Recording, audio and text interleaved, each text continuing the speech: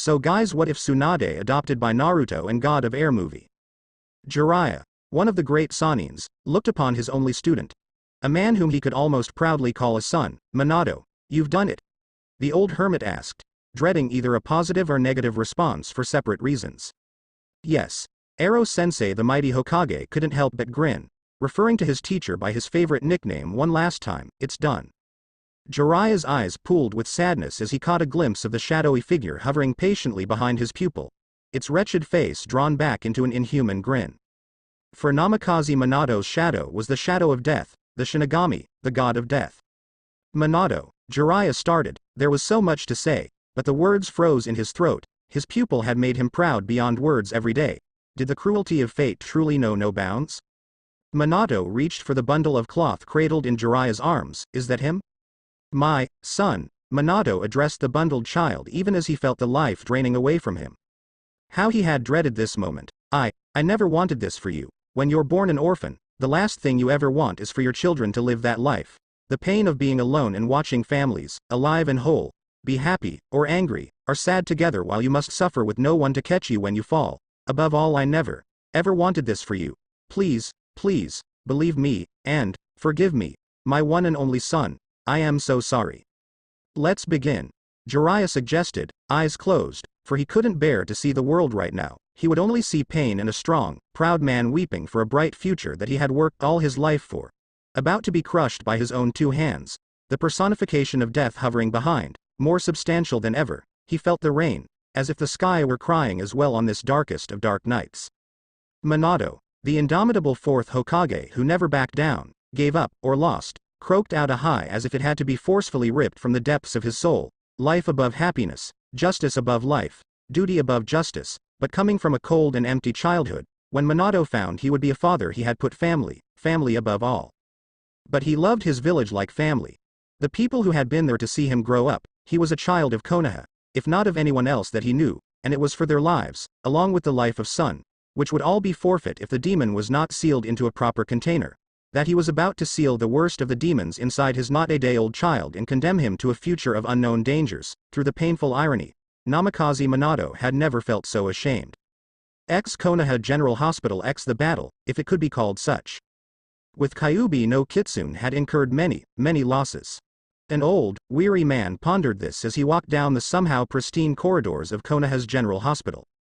Responding to respectful, if subdued, bows and addresses of Sarutobi-sama with an empathetic look and kind smile, Sarutobi could not help but feel a deep sorrow. Many losses, and not all of them physical. Spirit was at an all-time low.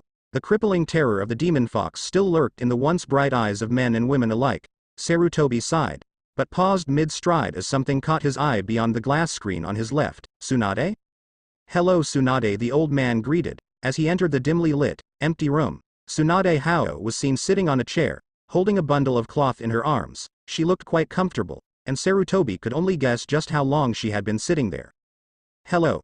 Sarutobi-sensei, you're wearing that ugly hat again, the patron medic Nin observed. Ah yes. Well, since Minato's passing, it looks like it'll have to be Hokage again. For now, Sarutobi grimaced. He would gladly take up the responsibility for his village, but Minato had been the bright future of the next generation.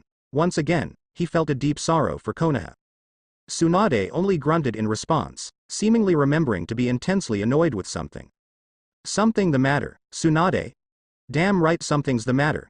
The blonde hissed. I found one of your medic Nins trying to kill this infant with a scalpel, and, keep your voice down, I've only just gotten him to sleep. Sarutobi didn't miss how Tsunade sounded royally pissed and vaguely disgusted at the first part, and suddenly embarrassed at that last part. But there was an assassination attempt already? By a medic no less. Tsunade opted to carefully move the cloth from the sleeping bundle in her arms and show Sarutobi the damage. 6 black lines stretched across the infant's cheeks in a clear rendition of whiskers. Sarutobi flinched at the sight, but Tsunade pressed on. She used a solution on the scalpel to stop the blood from clotting, and another to stain the skin. Even when I heal it, it looks like a damn whisker tattoo. Except I can't remove it like one. I'd be impressed if I weren't so goddamn disgusted. The reinstated Hokage, veteran of 100 gruesome battles, felt suddenly ill. Oh Minato, Sarutobi darkly lamented under his breath. Perhaps you were better off dead. It would have only killed you 1,000 times to see your village act like this. To do this to a child, Such a perversion of medical knowledge is disgusting. Tsunade looked at Sarutobi pointedly. Dully noting the dangerous look from his former pupil, Sarutobi reached into his bag of tricks and pulled out a technique he'd learned from an old friend of his who had become a successful lawyer. That is to say, he figuratively covered his ass with both hands and bent the truth until it looked like a pretzel. Of course, I'll investigate into it right away. Tsunade. I am sure it's just an isolated incident. I can't imagine a citizen of Konoha doing such a spiteful thing.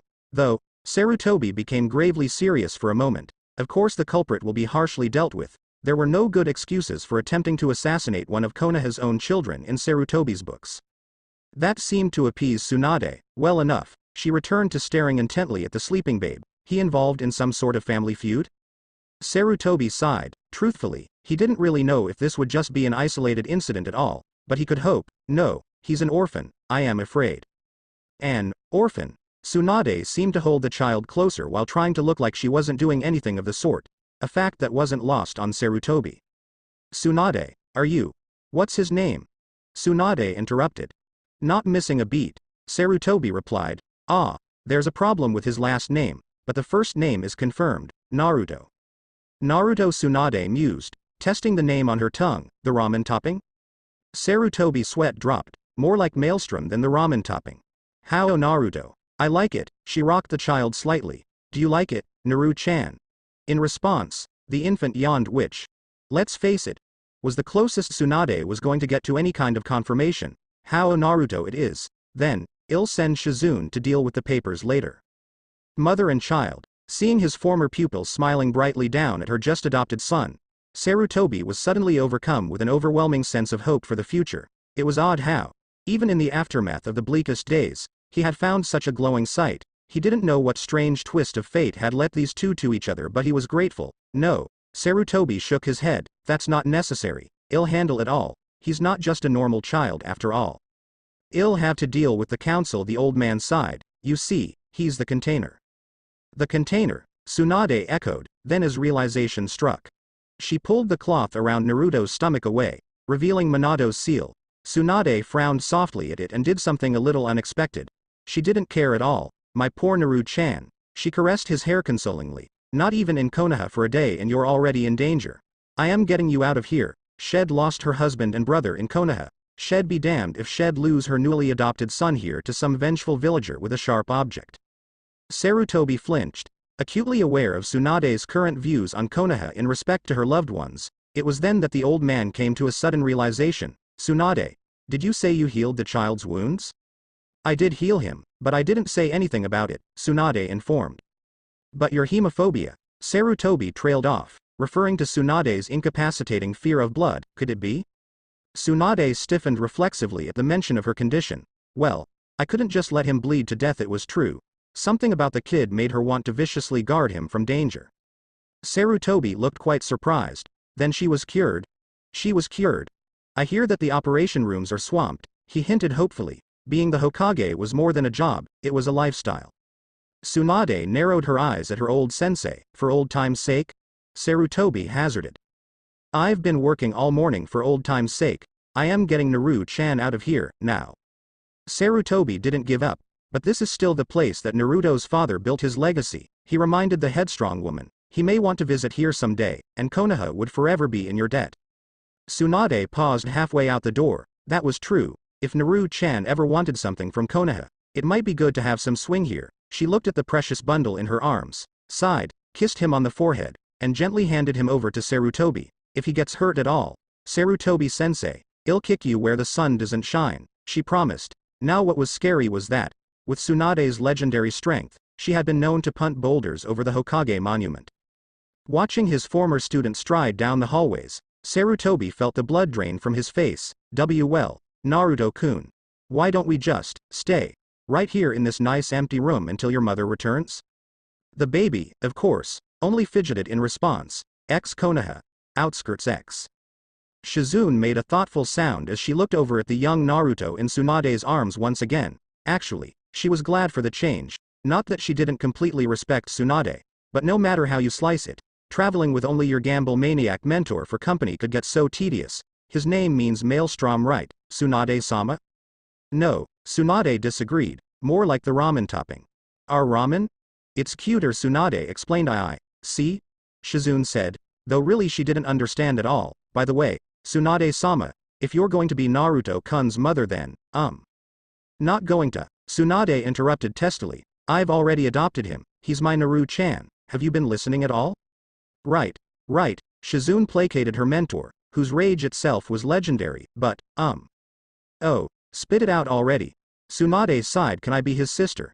Shizune blurted, surprising the Sannin. Fine, Tsunade said after a time, but I am going to hold you responsible if you turn him into a spoiled brat. Shizune grinned widely. Oh, Shed always wanted a little brother. Can I hold him? She asked excitedly. Don't push your luck. Omake X. A few days later. Shizune, did you bring it?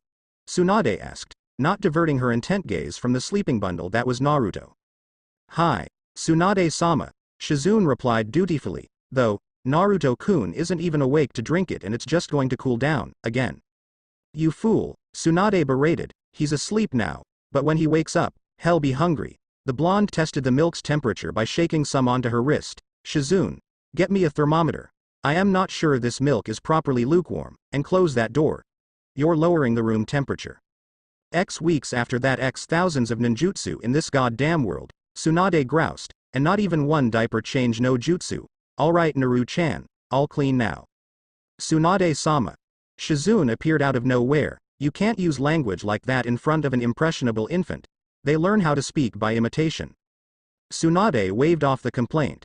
What are you talking about? He's a man, isn't he? He can swear at whoever he wants, isn't that right, Naru-chan? Tsunade cooed, you're going to grow up and swear at all the assholes that deserve it, aren't you? Yes you are. Yes you are. She finished, rubbing the infant's stomach affectionately, who giggled in response. Shizune was quite horrified. Tsunade-sama. No, I won't allow it, you're corrupting him. Shizune declared as she stole her young and impressionable little brother from her mentor. You're intentionally swearing more than you do normally. Of course I am. Tsunade shot back. My Naru-chan won't take crap from anyone. He's going to grow up and tell off all kinds of people. Perverts, lawyers, political powers, old man Sarutobi. She trailed off. No way. He's my precious Otatu and I won't let you set such a bad example.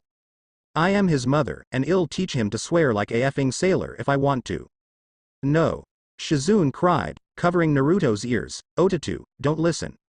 And so it was that young Naruto came to be taken away from the village of Konoha and its villagers' festering resentment. Not even being a day old, he grew up in a loving, if volatile, home. When it came down to it, what more did one really need? Many things happened, of course. Tsunade and Shizune were both medic nins. Obviously, they looked up various books on child psychology. Naruto ended up having a fairly advanced vocabulary for his age. Just from listening to his family talk, which included a fair knowledge of swear words picked up from his mother. Much to Suzune's horror, growing up with family, one's parents naturally pass on what skills they have to their children. A father will gladly teach his children how to throw a ball or play a sport. A mother will teach her children, whether they like it or not, social etiquette and how to deal with people, and so on. Now when you're growing up with a mother and sister that have constructed more than half modern medic nin theory, well, you pick up some things, like how to take a noogie from your freakishly strong mother. Of course it wasn't until shortly after little Naruto's second birthday that he actually learned what a medic nin was and consequentially started to actively follow in his mother's footsteps. What's that? Asked a confused Naruto, now 2 years old and still struggling with new or bigger words. Can I eat it? No, Tsunade explained sweetly, you can't eat it, Naru-chan. It's like a job. No. She suddenly exclaimed dramatically, it's much more important. You save people, and they all look up to you. You mean, like a superhero? Naruto asked in awe. Yes, exactly. Tsunade cheered, like a superhero. Superheroes are cool, right? Tsunade-sama. Came Shizune's voice as she barreled into the room, years saving her Otato from corruption having practically giving her a sixth sense. Stop trying to manipulate Naruto-kun like that. You're talking nonsense, Shizune. Why don't you take the day off? You can have paid leave, Tsunade offered. You don't even pay me. I volunteered to be your assistant. Shizune protested hotly, and you can't bribe me. I am not going to let you manipulate my Otato. Grr. While Shizu was her assistant and differed to Tsunade on pretty much anything, when it came to her Otato she could be so, it's not manipulation, it's a sales pitch. It's clearly manipulation. And of course, his first memorable meeting with Katsuya later that year. Ka-chan. What's the surprise already? Can I eat it? Naruto inquired. For the last time, brat, Tsunade dragged out. No, you can't eat it, you glutton. Stop caring about food so much. Fine. After you stop drinking sake so much, Naruto shot back. Of course, taking a lip from her adopted son was pissing Tsunade off, but she only grinned. Why? Hee hee. Okay. Naru-chan, I'll show you the surprise now. Ready? Tsunade asked. Yeah. Tsunade flipped though the hand seals quickly. Boar, dog, bird, monkey, sheep, bite the thumb, a bit of blood on the palm, slam it into the ground, and Kachiyose no Jutsu. Tsunade was treated to the sight of Naruto screaming like a little girl before hiding behind her legs and pointing fearfully. It's a giant slug. It's going to eat us. Katsuyu, meanwhile, was decidedly put out. Oh my. I want eat you Naruto-san, don't worry. Sadly, Katsuyu's efforts had quite the opposite effect. Naruto screamed shrilly, it knows my name. It's a mind-reading, giant slug. Ka-chan, run for it. Tsunade-sama, Shizune muttered. Maybe we should have told him about Katsuya-san before. Tsunade cleared her throat. Why yes, and Naru-chan. Don't war. She managed to get out before doubling over in laughter. Naruto was afraid of Katsuya. Katsuya the vegetarian. He screamed like a girl. Naruto-san. I am your mother's summon, Katsuyu explained, trying to coax the child from behind his adopted sister's legs, now that his old cover spot had been compromised due to it, laughing uproariously. You don't have to worry. She's told me all about you. Oh, of course, I knew that. Naruto claimed as he shakily came to stand before the giant slug. I just have an irrational fear of slugs. Naruto provided weakly. I've gotten over it now though. I see, was the only response from Katsuyu, who was, honestly, a bit amused and somewhat enamored with Naruto's cute antics. Well, I hope that means we can be friends, Naruto-san.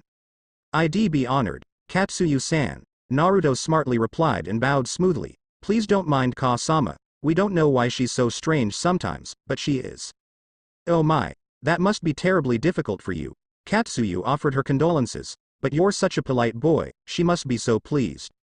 Naruto-kun, Shizune interrupted, taking pity on her Otatsu. Your manners are very impressive, when you use them, which isn't often, she almost muttered aloud. But you don't need to be so formal with Katsuyu-san, she's almost like a part of the family and of course you'll be able to summon her one day. Really? Naruto asked. Oh, then Katsuyu-chan, can you do something about my really mean mother? He pleaded. I'll do my best, Naruto-kun, Katsuyu offered, and, amidst cries of just whose summon are you? She proceeded to lob a glue-like substance at the venerable Tsunadeheim. You could say that Tsunade was much better off for knowing her adopted son. He brought light and life to her previously unexceptional existence as a drifting gambler. You could even say she changed for the better as her sardonic side, despondency and general hate of the world decreased. Though of course, some sacrifices had to be made. Tsunade's eye twitched in irritation. Impossible. She was at the market, standing before an interesting shelf. Sake, she muttered, glancing to the right and finding large, glorious bottles of sake, and ramen, she muttered, glancing to the left.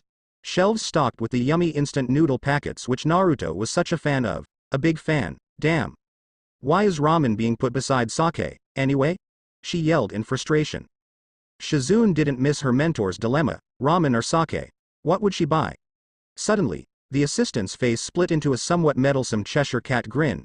Oh, Tsunade-sama. Did I tell you? She asked, sounding far too innocent. Naruto-kun's been doing so well with his studies lately, and yesterday he found a pervert and threw him all the way to the top of a redwood tree. Tsunade's lips twitched, having seen the aforementioned man clinging to the top of a 30-meter tall redwood for dear life. Naruto did that. That's pretty high, she mused. Tsunade seemed to struggle. She reached out vainly for her sake, sweet glorious sake. But, damn, stupid maternal pride, she ground out, finally giving up and snatching some ramen from the shelf. Come on Shizune. We're paying for this crap before I come back to my senses. Grinning insanely, Shizune followed. Oh, Tsunade-sama had chosen something over sake. She was so proud.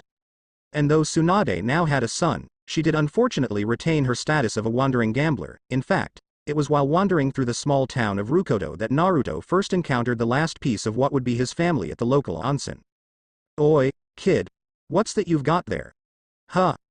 Naruto eyed the silver-haired man. What do you mean, old man? That thing on your back, Jiraiya insisted, indicating the intricately stylized lines covering the majority of Naruto's back. Oh, that. It's a tattoo. My Ka-chan got really mad when she found out. Naruto trailed off evasively. That's no tattoo, kid, it's a seal, Jiraiya said shortly, causing Naruto to narrow his eyes at the stranger. If you know what it is, then don't ask. Naruto snapped. How did this guy distinguish the seal Ka-chan put on his back from a tattoo? I meant, Jiraiya growled out slowly, what's it for? It wasn't a question. Who the hell is asking? Naruto shot back. Obviously, he had picked up how to swear from his mother, to a point. Hearing his cue, Jiraiya amazingly managed to perform an impromptu introduction dance in the hot spring, splashing water everywhere. For emphasis, he held open a copy of Icha Paradise in one hand at the end for Naruto to see, though why he would take that book into a hot spring is anyone's guess. Naruto eyed the inside of the cover, the world's greatest novelist and ninja. He read flatly, the wonderful Jiraiya-sama. Naruto sighed at the evidence, tacky silver hair. Check, he muttered aloud. Lame introduction dance. Check, picture in a perverted book. Sigh. Check, yeah, it's him. Naruto suddenly turned his head to the wall separating the men's bath from the female's side. Hey, Ka-chan. I found Uncle Jiraiya. Though Naruto had never met the man, his mother had regretfully informed that, between Jiraiya's history as part of her genin team, which was almost like her second family growing up, and his status as the close mentor of Naruto's biological father, Jiraiya was more than qualified for the position of uncle if he wanted it.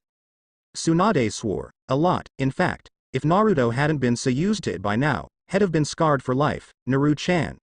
If that idiot starts peeking, beat the living hell out of him. Which brings us to our present scene. Some years, and much history after Naruto's first encounter with his uncle, our hero is found standing in a small clearing within the forest behind his current house one moonlit night.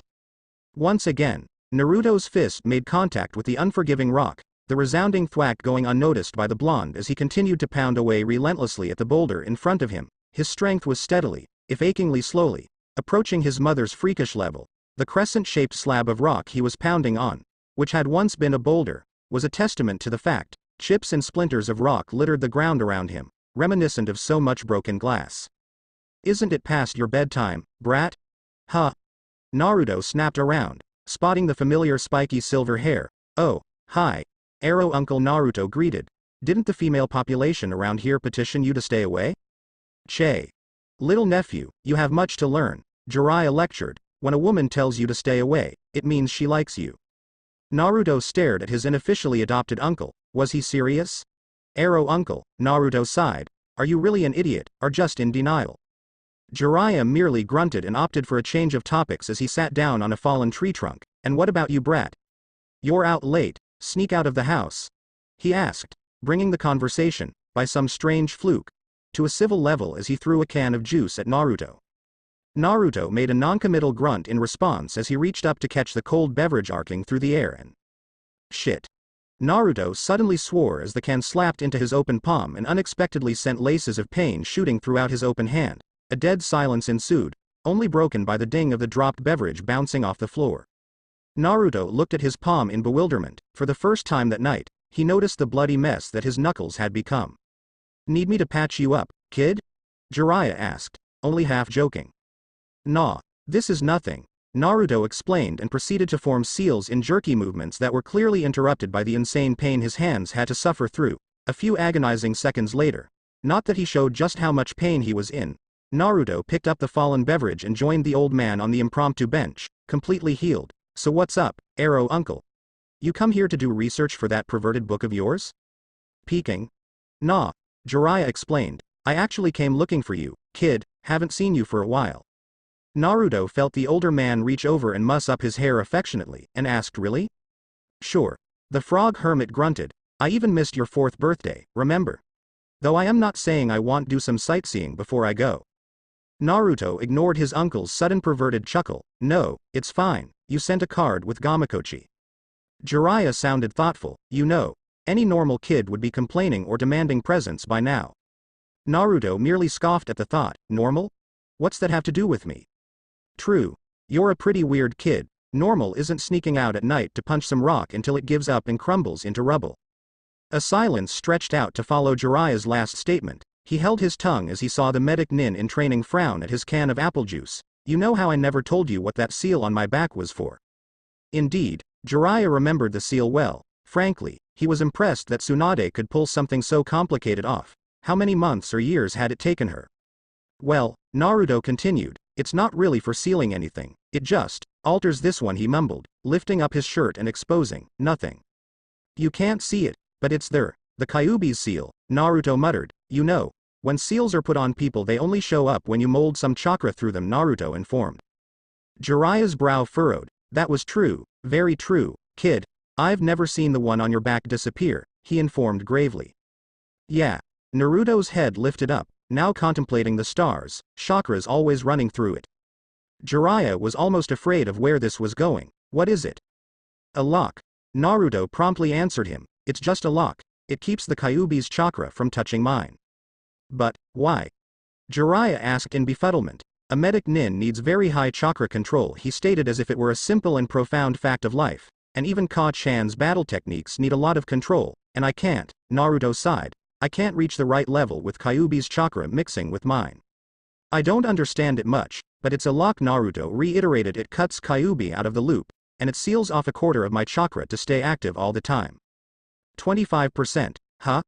That's pretty steep, Jiraiya carefully informed. Minado's seal will grow with you, so your mother's will have to grow to match it. That's 25% of your chakra that you'll never see for the rest of your life, just to make it as if Kyuubi wasn't there.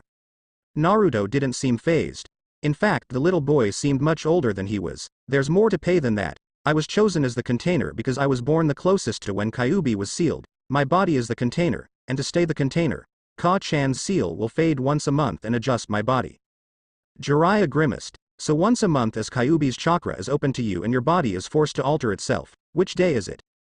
Naruto nodded. Nei-chan picked out the day. She said making it work once every new moon would be more convenient. It's not bad. But I can't fight or train very well. I feel sick and cough up blood a lot. Ah. Jiraiya couldn't hold it anymore. I knew Tsunade was paranoid about Minado's seal, but I hadn't even considered this. Listen, Naruto. Having the Kyuubi sealed in you shoots your chakra control to hell, but it's not all bad. Minado's seal will let you heal faster and have more chakra converted slowly from Kyuubi. It balances out. You can't reach the ridiculous heights of control that Tsunade has, but... Naruto stood up and faced his uncle with a determined look. I need chakra control to be the heir to Ka-chan's techniques, he said firmly, his face taking on a more fierce tone as he continued, and I don't need help from the Kyuubi for that, or anything else. Jiraiya looked surprised, but ended up chuckling wryly and conceding the point after a time.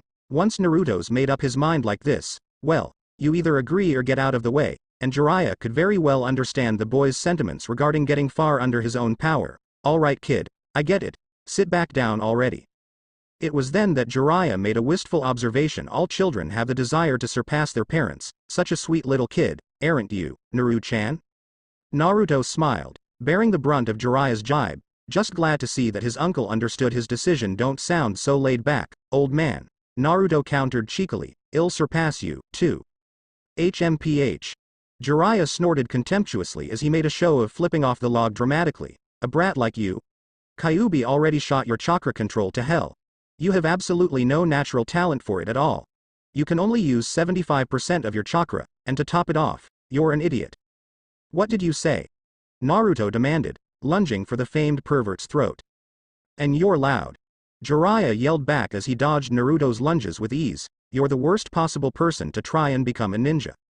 Naruto growled and charged again. This wasn't playful banter anymore, this was war. But Jiraiya thundered, causing Naruto to pause in his tracks and listen interestedly. You got guts, kid. Jiraiya smiled proudly as he continued. You built your chakra control up from scratch to something damn impressive for your age. And you never let your 25% chakra handicap slow you down. You just worked harder. You really aren't a genius like some other kids.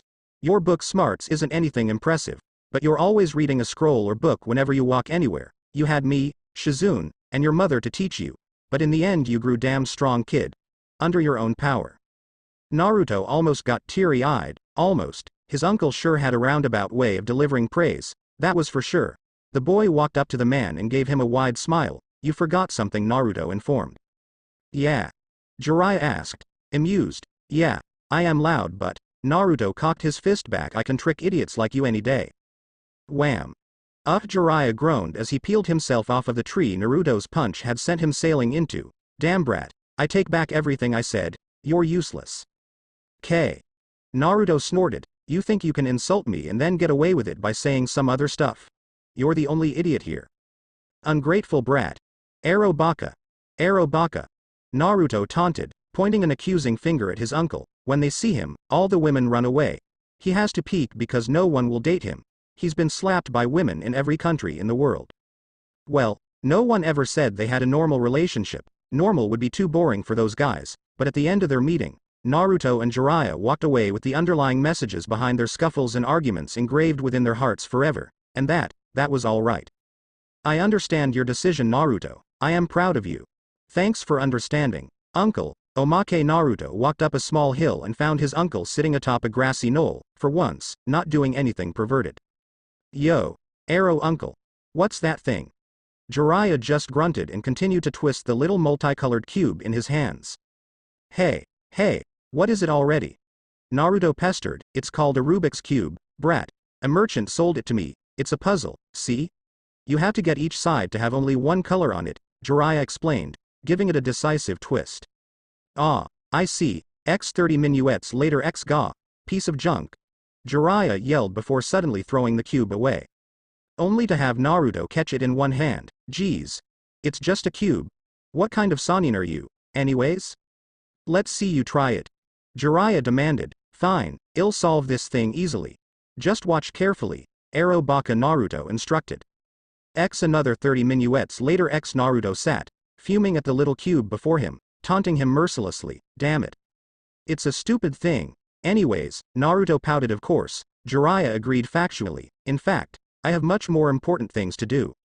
Me too, Naruto quickly agreed, I can't believe I've wasted this much time already, I mean, it's probably impossible to do it. Do what?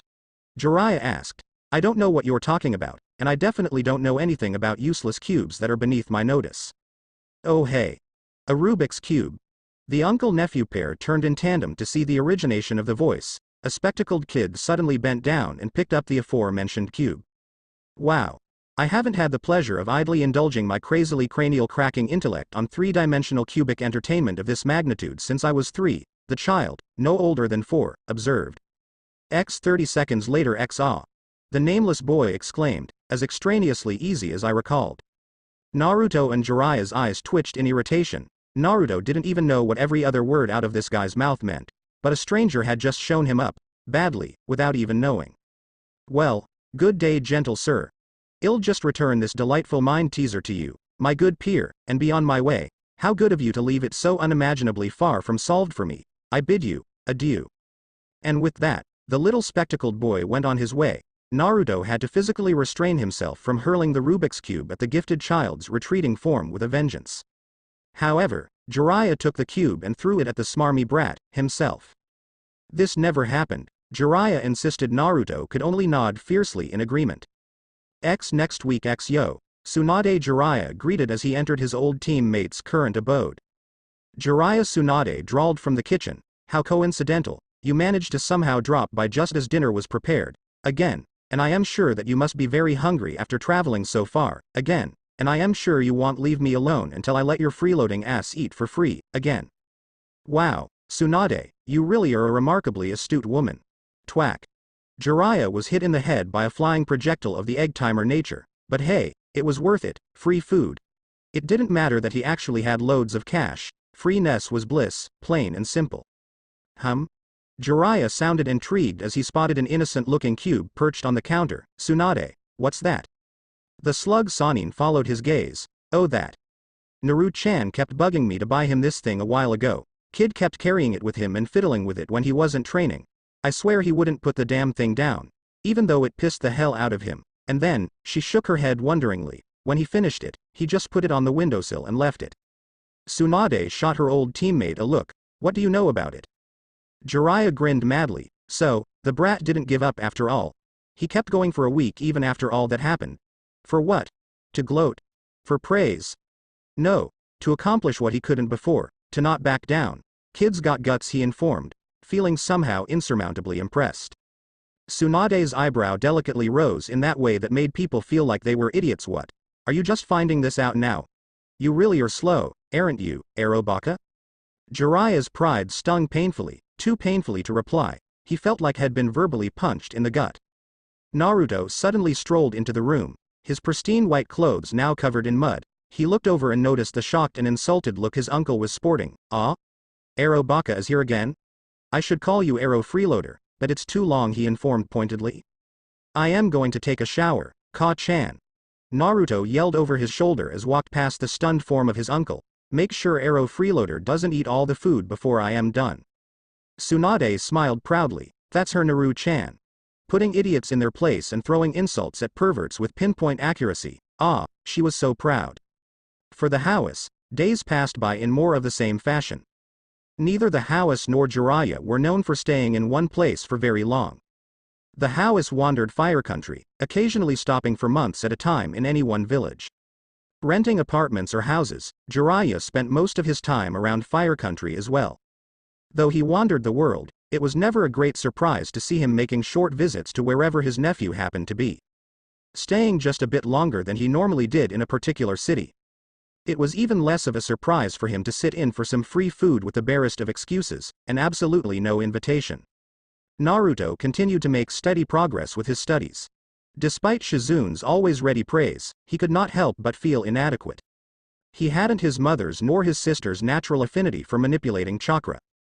Still being leagues behind the ability they had displayed during their first years of General Academy training. It would only be natural, if sad, for an adopted child like him to gain the concept within his subconscious that he was simply a damaged child. Kyuubi's existence had done nothing if not been a damage to his natural stats.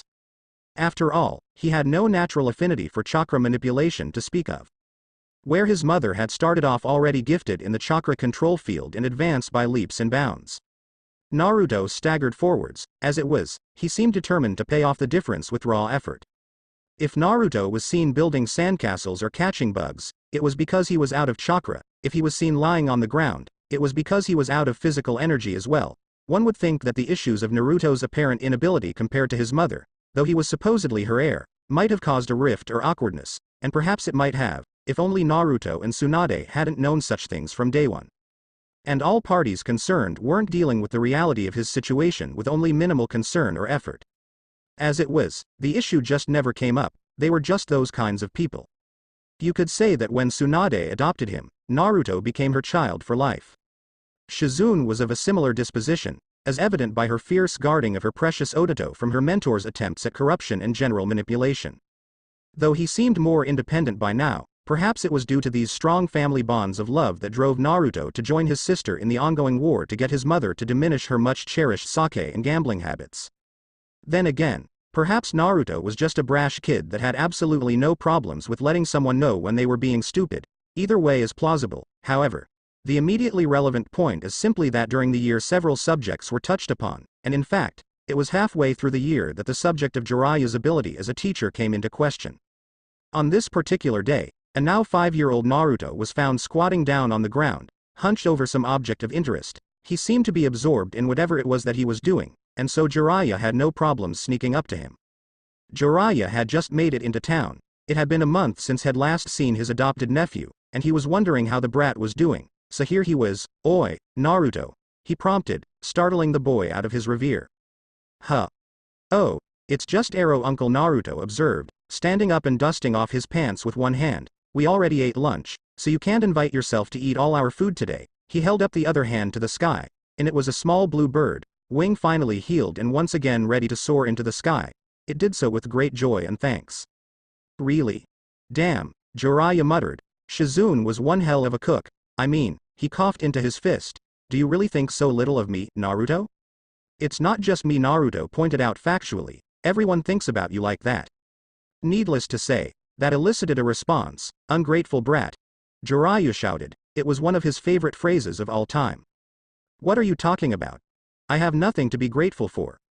Naruto shouted back. You're only good for practicing how to heal slap marks. Well, that wasn't completely true. He also made a good test subject for weak poisons and subsequent antidotes whenever he was in particular need of divine retribution for something which usually involved him using Naruto as a scapegoat. Sure. The old man might summon some frogs to help his nephew train before running off to be perverted, but the way Naruto saw it, that was mostly the frogs being useful. Fine.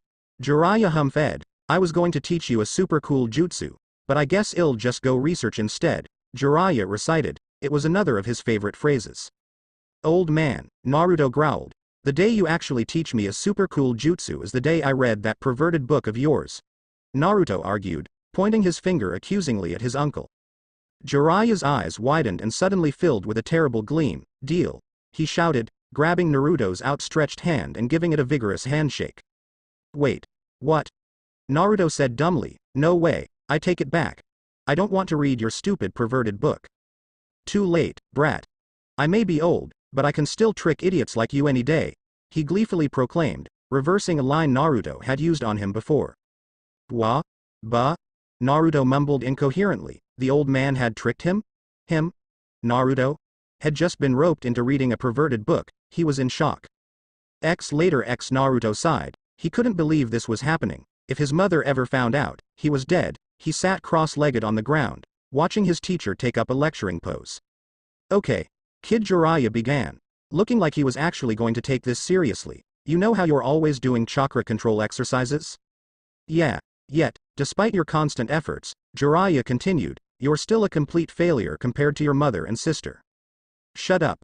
Naruto snapped. Jiraiya internally admitted that perhaps he hadn't made the fairest comparison. Tsunade and Shizune were like gods when it came to chakra control, and the brat had actually gotten pretty damn good. Of course, Jiraiya wasn't going to be the one to tell him that more than once or twice a year. Anyway, the point is that you're always burning out your chakra, Jiraiya concluded. It's unexpected, but because of that, you have some massive reserves for a kid your age.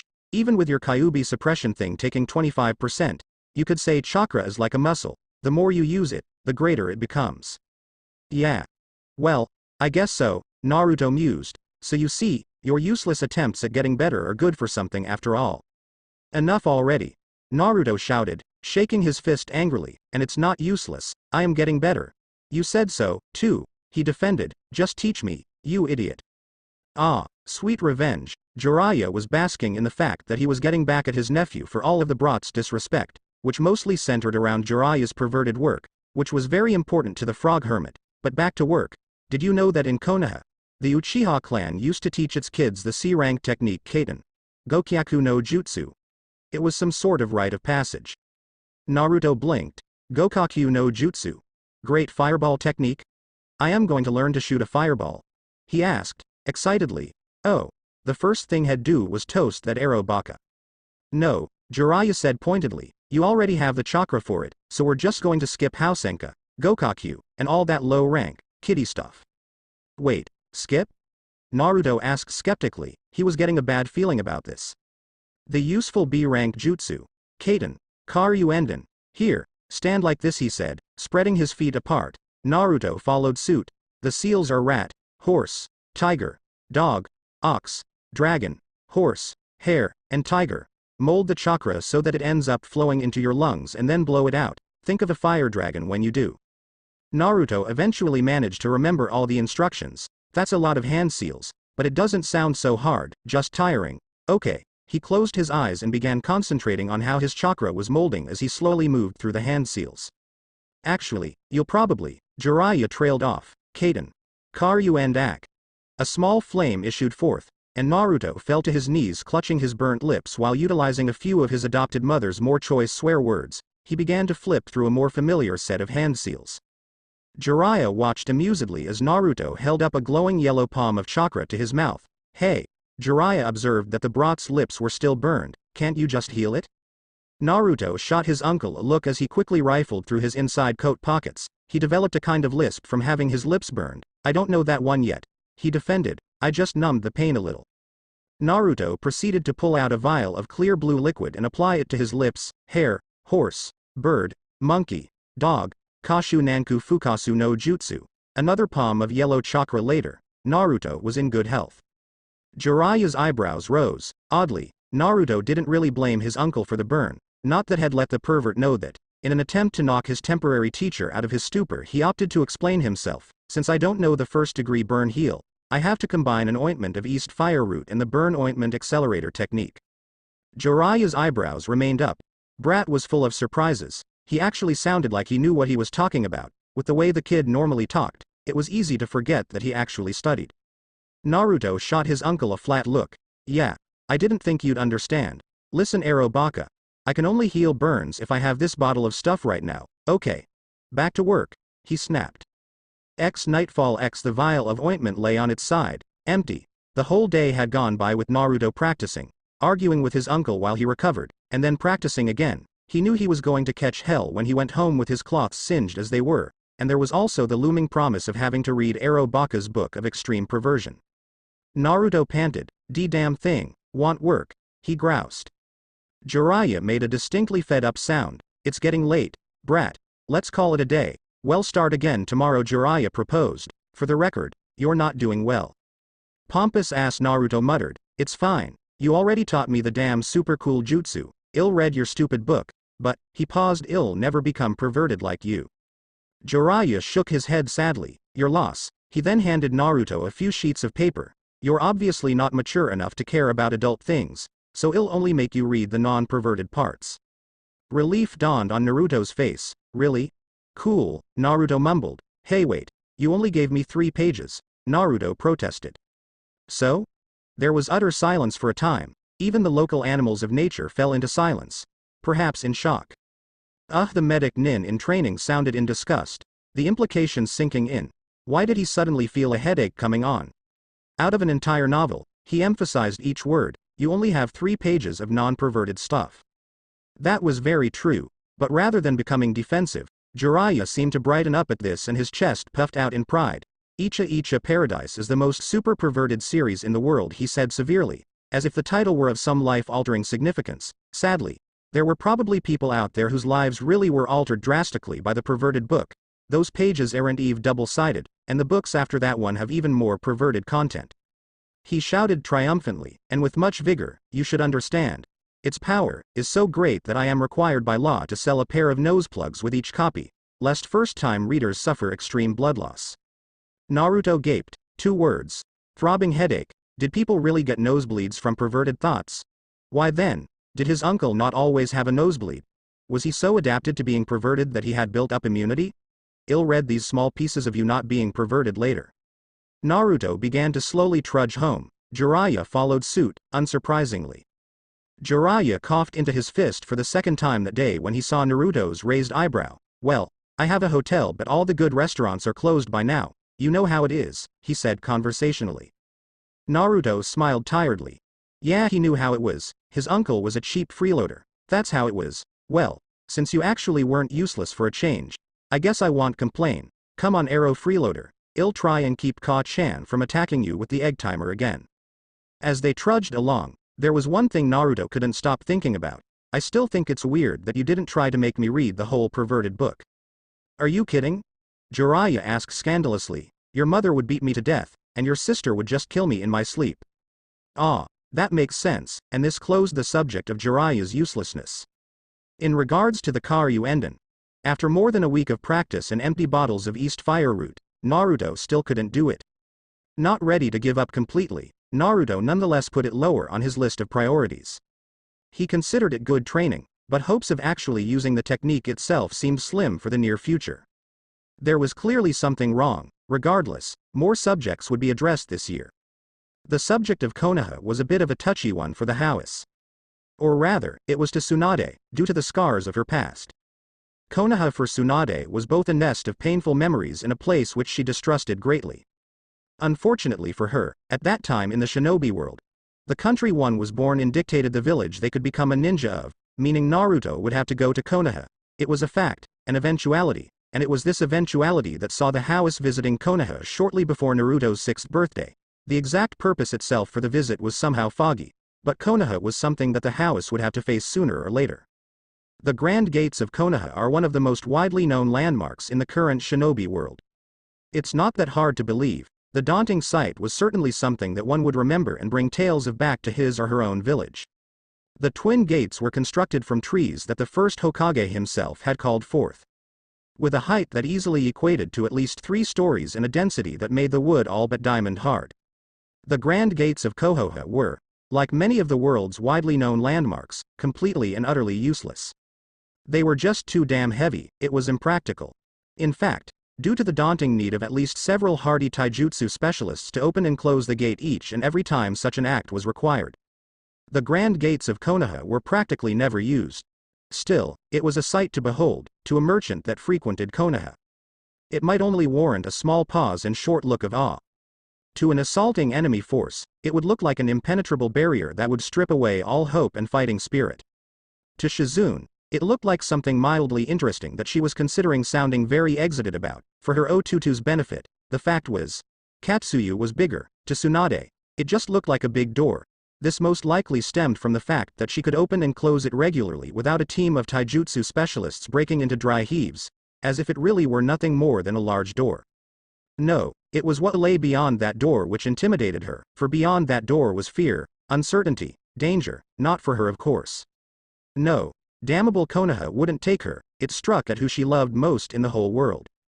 The dearest lights of her life had been swallowed up and taken away, because death was a release and life without your light was a living hell, dying heroically or whatever, dead was dead, and Nawaki and Dan didn't deserve to die.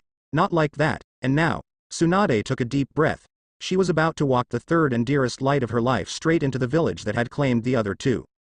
The Sannin growled, she didn't like this, she definitely didn't like this, she was a gambler.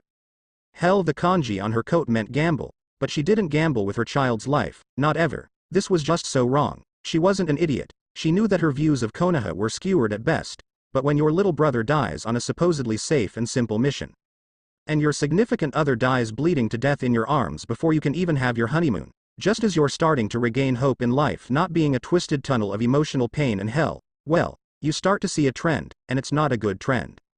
This was just so wrong. Little Naruto looked up at the mega-sized gates before him. Of course, his head had to be craned back like crazy so that he could actually see the size of it rather than just a solid expanse of wood. As an aspiring medic nin, he was aware that craning your neck back this much and this long was actually pretty bad for you. But wow, those were some big doors, and on the other side of them, home? He wasn't sure. He hadn't even ever been inside of Konoha, except for the day he spent there as an infant. Did just being born there let him call it home? If not, then where was home? Ridoku, where had first met his adopted uncle. Hitoro, where his mother had worked an all-time record of 2 weeks in a row at the local apothecary to pay off at least some of their debt for a change. Keiseigo, where his wandering family had stayed the longest. Ka-chan, Naruto finally spoke, are we home?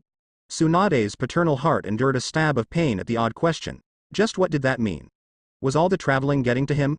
To her, home was wherever her Naruto was, but if Naruto wanted to stay here, could she call it home? Well, see, Naru-chan, Tsunade promised, well, see. And now, apparently done with the sightseeing, Tsunade calmly placed her right palm onto one of the monolithic doors, and pushed. Shizune watched as her mentor calmly proceeded to force open the monolithic grand gates of Konoha with one hand. Shizune would be the first to tell you that Tsunade was the one that worried over Naruto the most. Yet she looked so calm at this point. It was an odd trait that Tsunade and Naruto were prone to exhibiting. When the moment of truth arrived, they would become suddenly calm, if fiercely determined or some such other emotion. All fretting and what-ifs and if-onlys were thrown out the window. Problems were quickly ascertained, then dealt with in much the same manner. The past was left behind and assumptions were prone to being discarded in an instant. Where someone else would widen their eyes in shock and lose their footing, her mentor and Otito would narrow their eyes and decimate what obstacles stood ahead. Naruto had even coined a phrase off of that by accident one morning during breakfast conversation. When you have nowhere to move but forwards, don't look back. Shizune thought it was adorable. How had looked as if he was lecturing her when he said it. Tsunade kneeled. The grand gates now opened. Naru-chan, do you remember where you got your whisker marks? Tsunade had hated to tell her son that a medic nin had spitefully tried to mark him on the day he was born, but she trusted her son to be strong enough to handle the information and wasn't willing to lie about it. Her trust hadn't been misplaced. Yes, Ka-chan, Naruto mumbled. I remember. Tsunade's eyes softened. Good, hold my hand and stay beside me, okay? Naruto nodded resolutely. I promise, and as Tsunade took his hand in hers and smoothly entered Konoha with her son by her side and her attendant trailing behind her, Tsunade wondered. What did home mean to Naruto? Konoha. Interior It was a generic day at the crowded outskirts of Konoha's market district, meaning it was sunny, with a few clouds drifting lazily in the sky. Tetsov, a 16-year-old local, old enough to be tall, but not old enough to look old, with brown hair and unremarkable features, was taking his little sister of 4 years for a walk. Why? Mostly because he was sick of hearing her complain about being bored. To the point where hearing her complain about her feet being tired had become a tempting prospect he couldn't ignore, just for a change of pace. But he also cared about her. When she wasn't looking, he prided himself in acting like a good elder brother that really should be too mature to hang out with kids ought to act. A low rumbling and the sound of long unmentioned hinges creaking prompted the normal din of the market crowd to take on a new direction. Look! It's the grand gates of Konoha. They're opening. Of course, by this point the crowd was staring in shock at the sight of the monolithic gate actually being opened. What type of terrible force was being exerted on the other side? What did this mean for Konoha? Immediately, the general public broke into hysterics. Oh my god! One villager shouted, "We're being invaded." No. Another disagreed, not able to imagine any human gathering able to open the 3-story gates. It's a gigantic summon creature here to kill us all. Tetsov couldn't look away from the impossible sight. It's some kind of horrific monster with freakish strength. The door finally stopped moving, and it was then that people began to recognize the figure of a blonde, big-chested woman kneeling to speak confidentially with a child. It was Tsunade-sama. Of course, she was famous and widely known in Konoha, even amongst the non-ninja villager community. One could say that it was due to her being a sanin, the single greatest contributor to medicine in history, and the savoir of multitude of sick or injured. But really, it was just that she was damn impressive and looked cool. Basically, the village wanted to be proud of her. It was a morale thing. One could even say it might have been a "we're better than you" or sort of thing. Whispers of Tsunade's name and general murmuring were heard as the newly arrived group smoothly strode up to the busy streets of Konoha. Tsunade didn't walk as if she were hurried, but she seemed to be mildly annoyed with something. So, the sanin stopped uncomfortably close to Tetsov. "Now I am a horrific monster with freakish strength, huh?"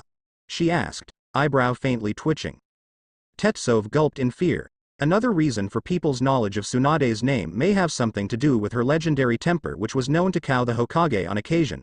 Her willingness to extract said temper in impressive displays of otherworldly strength may have had something to do with it as well. Regardless, Tetsov knew he and his sister were toast. Imouto. He shouted as he spread his arms wide in the classic human shield pose, "Run away and don't look back," he screamed. "I'll distract her." Tsunade's left eyebrow developed a sporadic twitch. Did this brat really think she was going to grind his bones and make soup with it or something? The twitch got even worse as the brat's little sister ran into the crowd yelling, "I won't forget you, Tetsov Nichin." That did it. Tetsov reflexively closed his eyes as the fist came sailing at him at impossible speeds, but the force halted centimeters away from his face, and as the wind that was dragged along with the fist blew past him and he found that yes, he was still alive, Tetsov dared to open his eyes. "Dumb brat," Tsunade muttered. From her fist, which was halted inches from Tetsov's face, Tsunade's index finger rose in a swift, decisive act. Flick. Naruto winced as he saw the poor villager go sailing into a wooden fence. His mother's mighty finger flick of death was something to be feared indeed. He was still a ways from pulling that particular move off. "Ka-chan," he said as he peered at the post-flicked boy. "I think you dislocated his arm." Shizune peered as well. "No, Naruto-kun, he's just seems unconscious." "Halt." A masked Anbu demanded as he appeared out of nowhere. "Welcome back, Tsunade-sama, but I'll need to see some ID." "ID?" Tsunade asked, not quite believing that she, sanin of Konoha and summoner of 5-story slugs, needed to present ID. "Are you telling me that there is someone else that can open those huge excuses for doors with one hand and knock a person across the street with one finger?"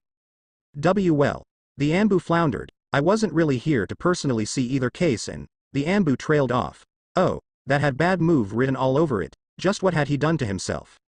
"You should have just said so," Tsunade informed. In an instant her right hand was centimeters from the Anbu's face, ready to flick. "Here's my proof of ID." "No." The Anbu shouted in an embarrassingly high-pitched panicky voice. Not a soul blamed him. "That's okay. There are enough witnesses, you see." "Well," Tsunade drawled, "if you're sure." "I am very sure," the Anbu whimpered. Naruto took this time to observe his surroundings, so this was Konoha. They were on the street that led directly from the grand gates. Obviously, the path then split up ahead, down the right street. He could glimpse the starts of a market area, over the left. Whatever was on the street was immediately ignored in favor of staring at the hillside, which had a bunch of guys' faces carved into it. Directly ahead, a giant circular tower rose above the roofline. He also caught sight of a banner advertising his uncle's perverted books above a building, as well as an impressively big house to his left that was surrounded by trees. All in all, it seemed like a good place, but slowly he felt the gazes of the villagers shift away from his mother and towards himself, towards his whisker marks. He wondered, would they see Hao Naruto, Sannin Tsunade's son, or would they see Naruto, Kyuubi no Kitsune's container? "We've come back," Shizune said wistfully to the wind. "It's been a long time." Seeing his adopted sister's apparent relief or joy at returning to her village of birth, Naruto wondered if he dared share his concerns with her. She worried too much as it was. "Yes," Tsunade agreed, voice lined with a vague concern. "But if I say I am back, will Konoha say welcome back?" Naruto looked at his mother questioningly. The woman shot her son a soft smile. "Naruto," Tsunade began softly, "home is where someone you care about is waiting to say welcome back." Naruto's eyes shot wide in awe at this concept, the words burning into his memory forever. Slowly, he nodded to his mother and after a time smoothly lifted his gaze skywards. The breeze played wistfully with his hair. "I am back, Konoha." Omake, the subject of Tsunade's gambling, came to a head one morning. The roar of the argument had long since scared all the wildlife away from the Howe's current house of residence. Tension was high. Each word was shouted with alarming force between the two fierce verbal combatants. "I thought it was just a hobby that you spent money on," Naruto proclaimed feveredly. "It is my hobby, you idiot," Tsunade shouted back, clearly beyond ticked off at this point. "No, it's not. It's a competition and you suck at it," Naruto accused. "What?" Tsunade exclaimed in shock. The sting was extreme. That was a sensitive subject for her. "No more ramen, brat," she vengefully commanded. No more ramen. Naruto felt like had suffered a terrible blow, but he regrouped alarmingly quickly. Had have to endure. All this time he hadn't understood the true nature of this gamble, but now he knew, and things had gone on long enough. "It's the truth. They call you the legendary sucker Ka-chan. You suck so much, it's legendary." Shizune hadn't really thought of this aspect. She'd always been more concerned about the monetary side, the whole "we're in debt and it's both shameful and hazardous to our livelihoods" aspect.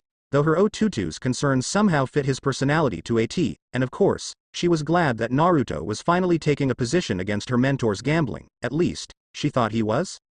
That. Tsunade floundered. "You're not even wasting our money doing something interesting. You're wasting it playing a game you suck at." Naruto insisted. "At least waste it on something cool." Tsunade glared down at her adopted son. "That will change.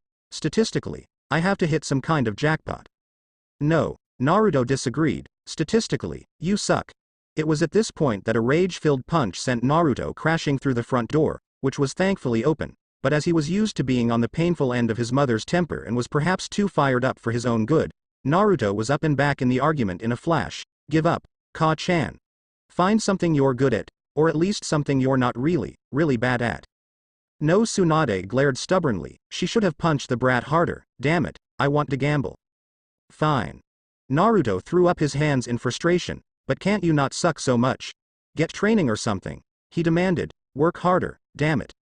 Suddenly, Shizune didn't like the way this conversation was going. "Work harder?" Tsunade asked, shocked. "Work harder?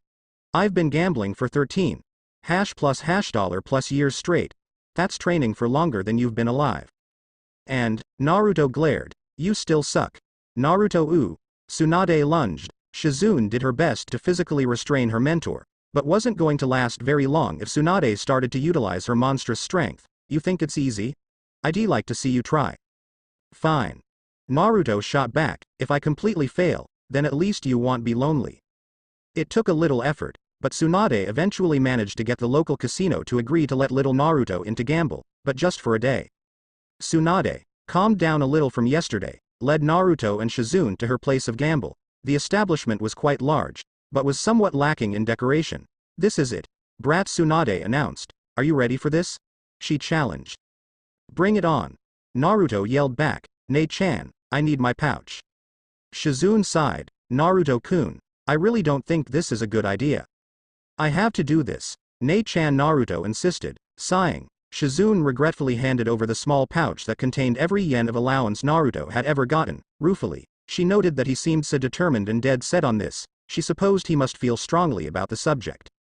Well, as long as Naruto didn't get hurt or addicted to gambling, she supposed it was okay.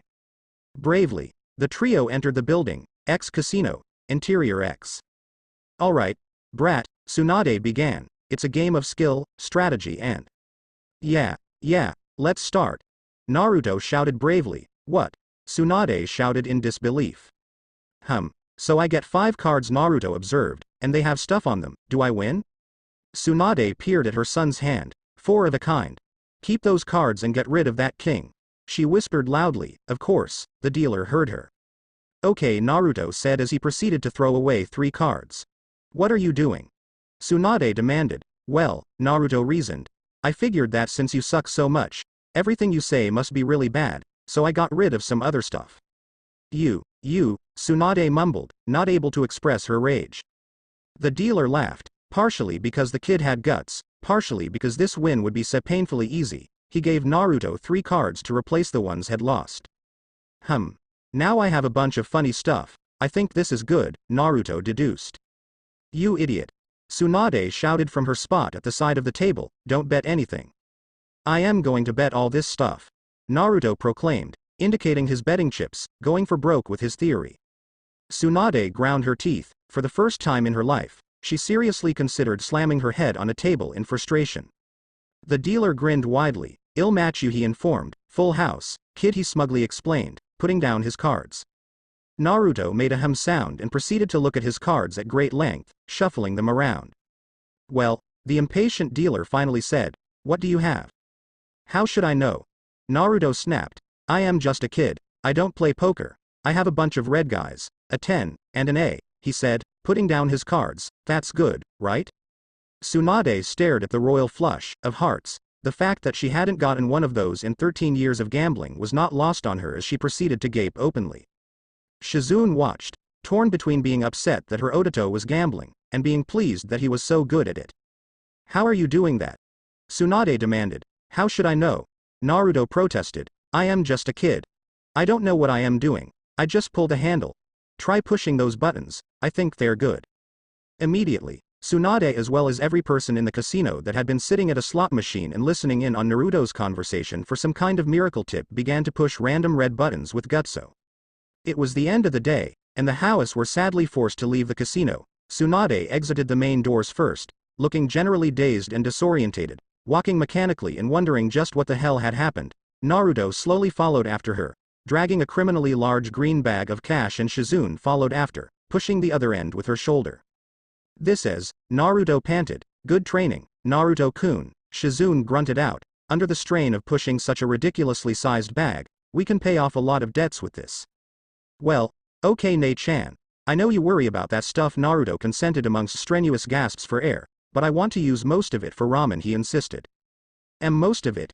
Yeah. Naruto grunted. Let's go to the store first, then it won't weigh much the rest of the way, right? Otato. Shizune mumbled, tough, her breath was short from exertion. I don't think you could spend much of this to buy the whole shelf of ramen. Really? Naruto asked. You might get it lighter if you buy the whole store.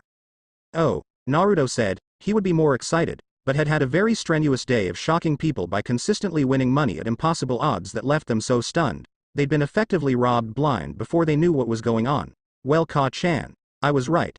I didn't even know what I was doing, and I still won all this stuff, Naruto lectured. So you must really suck at gambling. Yeah, Tsunade mumbled, still looking around in a general daze, having just seen several general rules of probability decimated by her own son. You're probably right, Naru-chan. I think I'll just gamble for fun from now on. Well, Naruto muttered, still straining with the bag he was pulling. I am still confused about how it works. It's not really a good game, he observed. I don't think training helps, so it's not really your fault. That was a surprise. You think so, Naru-chan? She asked. That may have been one of the nicest things she'd ever heard about her gambling addiction and unnatural ability to lose repeatedly. Yeah. Hey Ka-chan? Were you serious about that no ramen thing? That. Well, not really. Oh, just checking. The hidden village of leaves, Konoha. Its existence was both feared and respected by many throughout the shinobi world. At one point, it was commonly believed that it was the single most powerful hidden village in the world. Despite being one of the youngest, this was commonly believed to be largely due to Konoha's startling number of heroes. Ninjas that rose far above the average level and transcended into another league altogether. It began, of course, with the first Hokage, Tte founder of Konoha himself. Hao Hananoki was more commonly just called Shodem out of respect. He was known for having a unique and interesting talent, the use of Mokuton Jutsu. An entire new branch of techniques that was reserved specifically for the Shodem. According to legend, he used his gift to construct the basic structure for Konoha in a single day. During warfare, his ability to create ramparts and drastically alter the landscape turned the tides of many battles. Then there was the Shodem brother, the Nidem, Hao Adomizu, whose raw combat ability struck fear and awe into armies, and whose mastery of Suiten Jutsu was acknowledged even in Mist Country. The Sandame, Sarutobi Fuyu, was called the Professor.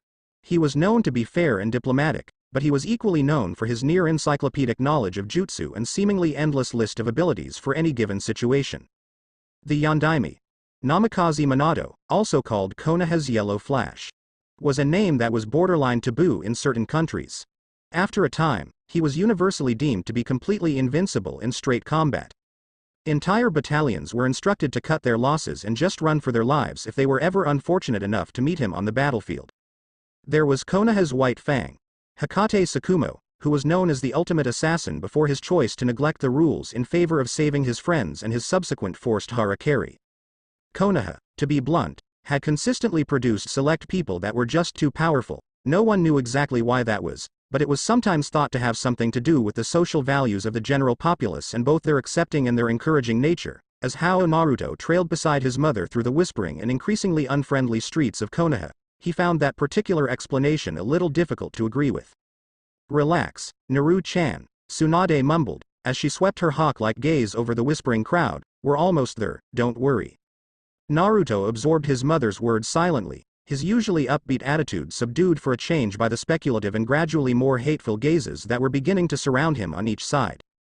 Naruto did not know it, but news traveled faster than his own walking speed in Konoha, and news of the Kyuubi container's return was apparently at least twice so quickly spread. Apparently, the medic Nin that had scarred Naruto's cheeks had spread the word of her accomplishment to the villagers, giving them the knowledge to easily identify the Kyuubi container on site. Nearly 6 years away did little to dissipate Konoha's hatred towards Kyuubi. Recap X She used a solution on the scalpel to stop the blood from clotting, and another to stain the skin. Even when I heal it, it looks like a damn whisker tattoo, except I can't remove it like one. I'd be impressed if I weren't so disgusted. End recap X Relax, Naru-chan, Tsunade repeated. If anyone tries to hurt you, I can kick their asses, easy. Spying the obvious tension in the balled fist his adopted mother kept at her right side, Naruto was not sure whether she was trying to address his feelings, or her own. While there wasn't much that scared a woman like Tsunade, there was a lot that pissed her off, and seeing the villagers of Konoha gossip and glare was one of those things that really pissed her off. Shizune trailed behind her obviously annoyed mentor silently. Disgust and concern were welling up slowly inside her, though her face tried to remain carefully neutral. That was her precious Ototo those villagers were glaring at, but it was her childhood home that was doing the glaring. What should she feel at a time like this? I knew this was a bad idea, Tsunade muttered spitefully under her breath. At least we're here. Naruto looked at the building of their destination. No, make that buildings. Before them, there was a large wooden fence, clearly cutting off the district within from the surrounding one. Two white-eyed, pupil-less guards stood rigidly straight and at attention to each side of the arch that signaled the main entrance to Konoha's own Hyuga district. A man, standing straighter than the guards, came walking out through that arch to meet them just as the House reached the entrance. The event seemed as if he had taken practiced care to arrive at exactly that time. "Ah, Tsunade Heim. How good to see you grace Konoha once again with your prescience," the rigid man greeted, though his sentence was genial enough. Not a ghost of a smile filtered across his stony set face. "Please, come in for some tea. The House are, of course, always welcome at the Hyuga district. Could I ask if you'll be staying long?" If the Hyuga's stony expression affected Tsunade at all, she didn't show it. "Tea sounds good about now, Hiyashi," she sighed, while leading the group through the wooden arch that signaled the start of Hyuga territory. "Depending on certain things, I may be back for good." By the surprisingly easy exchange between Tsunade and Hiyashi, it could indeed be surmised that news of the House arrival had stretched beyond them. The question that was brought up in Naruto's mind was that of why the Hyugas, knowing of their arrival, had basically put out the welcoming mat as if it were a given. His adopted mother seemed to assume that she'd be welcomed by the Hyugas as well. He pondered this as he walked slowly past traditional houses kept immaculately clean and proper on each side, still holding his mother's hand. The one story structures bespoke of either pride, wealth, or a healthy mix of both. His speculation didn't last long, as he halted it in favor of gawking at the large building that they were being led to enter. Inside Naruto sat uneasily at the low table, legs folded underneath him. His mother sat beside him. The stony-faced man and who Naruto guessed was his daughter sat on the opposite side. Ka-chan. He whispered to the side. Why did Nei-chan have to wait outside? She's not a Hao, Tsunade answered, as if that explained anything at all. She didn't seem to particularly care that she was carrying on a private conversation in front of their hosts, which were being ignored. So? Naruto prompted, his face screwed up in confusion. Are we some high-class family or something? He asked sarcastically. Tsunade's eyebrow rose delicately as if to mock such a question. I've adopted you as my son, you know. That means your great-grandfather was the first Hokage and founder of Konoha, she reminded. Your great-grand-uncle was the second Hokage. Tsunade continued listing flatly. Your grandfather was the most successful apothecary in history, and your beloved Ka-chan is the patron of modern medical theory that doubles as a ninja on the cage level. Leaning closer, Tsunade peered at her son as she spoke flatly. So what do you think? Are we a prestigious family? Oh shit. Naruto hadn't thought of it like that. Everyone knew that his adopted mother was the first Hokage's granddaughter, but had never paid it any mind. Oh shit. Oh shit. Oh shit. His great-grandfather founded the damn village. His mother's work had saved thousands of important lives. He had a damn legacy to uphold. Were his clothes straight enough? Were they white enough? Did he comb his hair today? Did he ever comb his hair? Crap, he didn't. Quick. Look noble. Seeing her poor adopted son sweat bullets and give Hiyashi a run for his money in the rigid posture department. Tsunade spoke up. Relax, Naru-chan. Your great-grandfather made sure we wouldn't become a clan. The House are just a little famous to some people. It's not like you'll have clan head responsibilities or anything. Looking at Naruto, she sighed, seeing her words having little effect. Different tactic. Besides, your great-grandfather would have already been proud of how you've lived your life until now. You don't have to worry, she informed, ruffling Naruto's oddly fluffy hair. Really? He asked dubiously. Yes.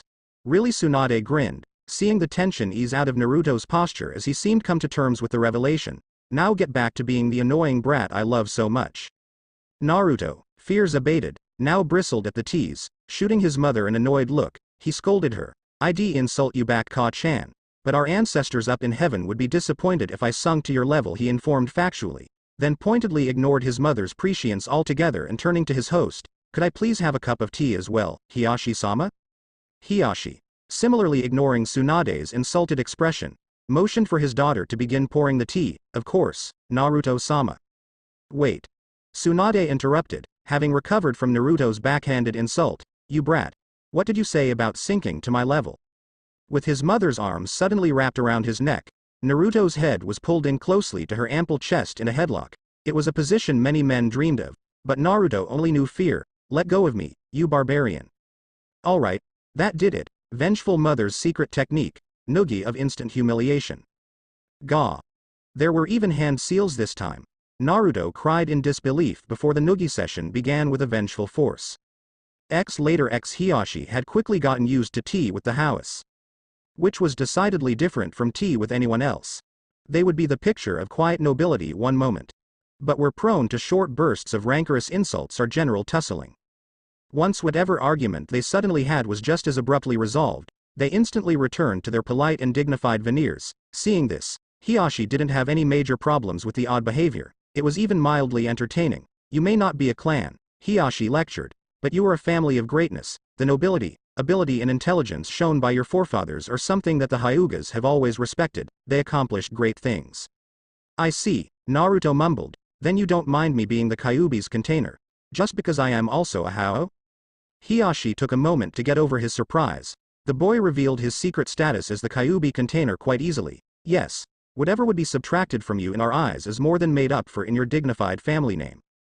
I understand. Naruto nodded slowly. The Hyuga have a long history with the House, Hiyashi continued. He felt the need to ease the mind of this child, though he knew not why. I'll say it again.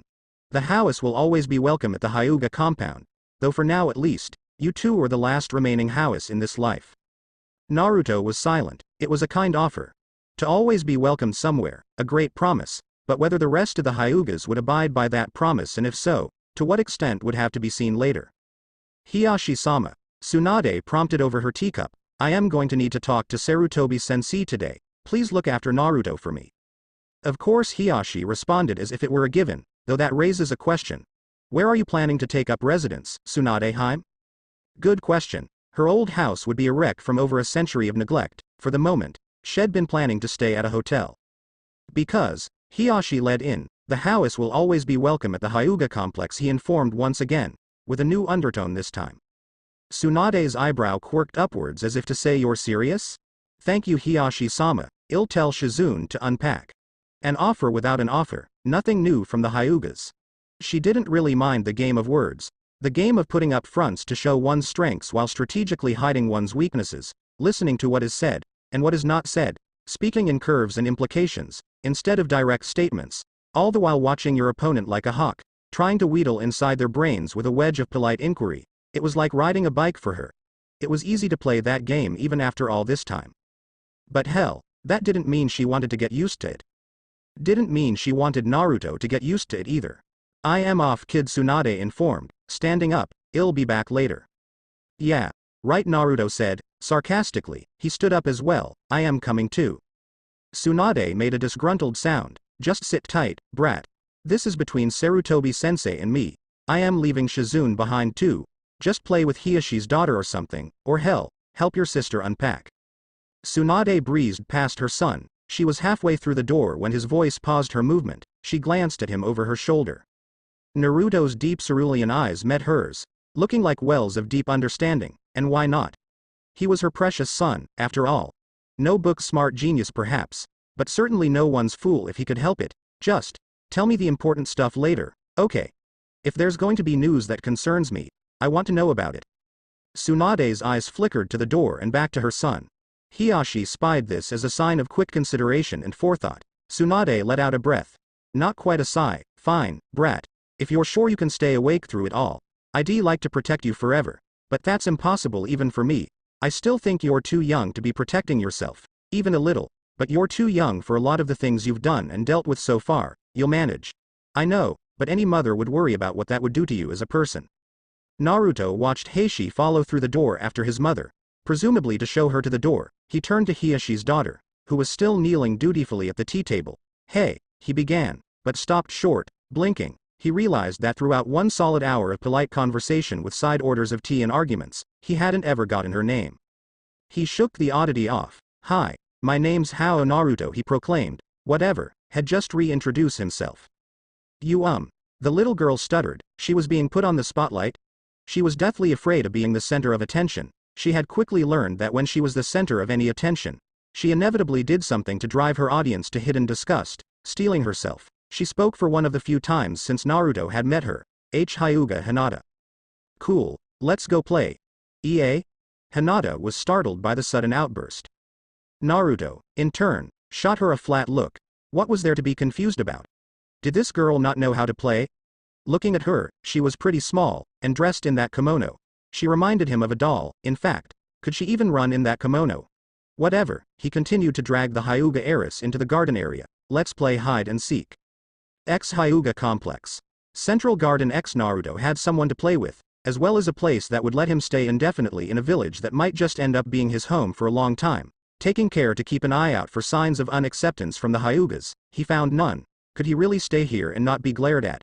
Very cool, things were looking up. Okay, I'll be it first. You just go hide and I'll count to 20 over by that big tree, okay? Go. Hyuga complex. Interior. From an overlooking window at her bedside, Hyuga Hiyatari gazed upon her daughter happily. It was both unprecedented that she would have a new friend, and that she would be playing in the main garden with that new friend. Slowly, she felt her heart bubble with a relieved happiness that rose through her chest and upon reaching her eyes brought tears thereof. She let them fall, and the happiness remained with her, even as the scene gradually disappeared behind a descending curtain of darkness. She would be afraid that the world was fading away from her view so unstoppably, but for now there was a very clear image of her daughter running around for a place to hide, and with that warm thought to cloak her mind with, fear could not touch her, for now. Hyuga complex. Central Garden. Ha. Found you. Naruto declared victoriously. He pointed a finger at the Hyuga heiress and grinned. It's your turn to be it now. He hadn't played this game in a while. It was a good game. Did Hinata started hesitantly, still crouched behind her bush. Did I fail? What? Naruto blinked. Fail? What are you talking about? He seemed to take a while to seriously muse this over. Is it possible to fail hide and seek? I don't think so, he mused briefly. No, he concluded, it's not possible to fail hide and seek. I am pretty sure it's just a game. I didn't fail? Hinata asked, almost hesitantly. Naruto just shot her a look. Stop asking silly questions already. You can fail to play well, but you can't fail hide and seek. You play it for fun. You're having fun, right? After a brief period of consideration, hesitantly, Hinata shook her head. The hell? Naruto exclaimed loudly. You're not having fun? He asked incredulously. The concept itself took a while to sink in. You fail. Completely. Put more effort into it. Hinata eeped and scurried over to the tree Naruto had been at earlier. Now count. Naruto demanded, reminiscent of a drill sergeant. O1, T2, Hinata stuttered, diligently covering her eyes with both hands. No, Naruto ground out. Count like you mean it. O1, Hinata cried, T2. From a carefully unnoticeable location off to the side, Hiyashi watched the exchange with a piqued interest. X16 counts later X19, 20. Hinata finished, she looked around, it was her turn to find Naruto. Tentatively beginning her search, Hinata sheepishly checked several bushes only to find nothing, but wait.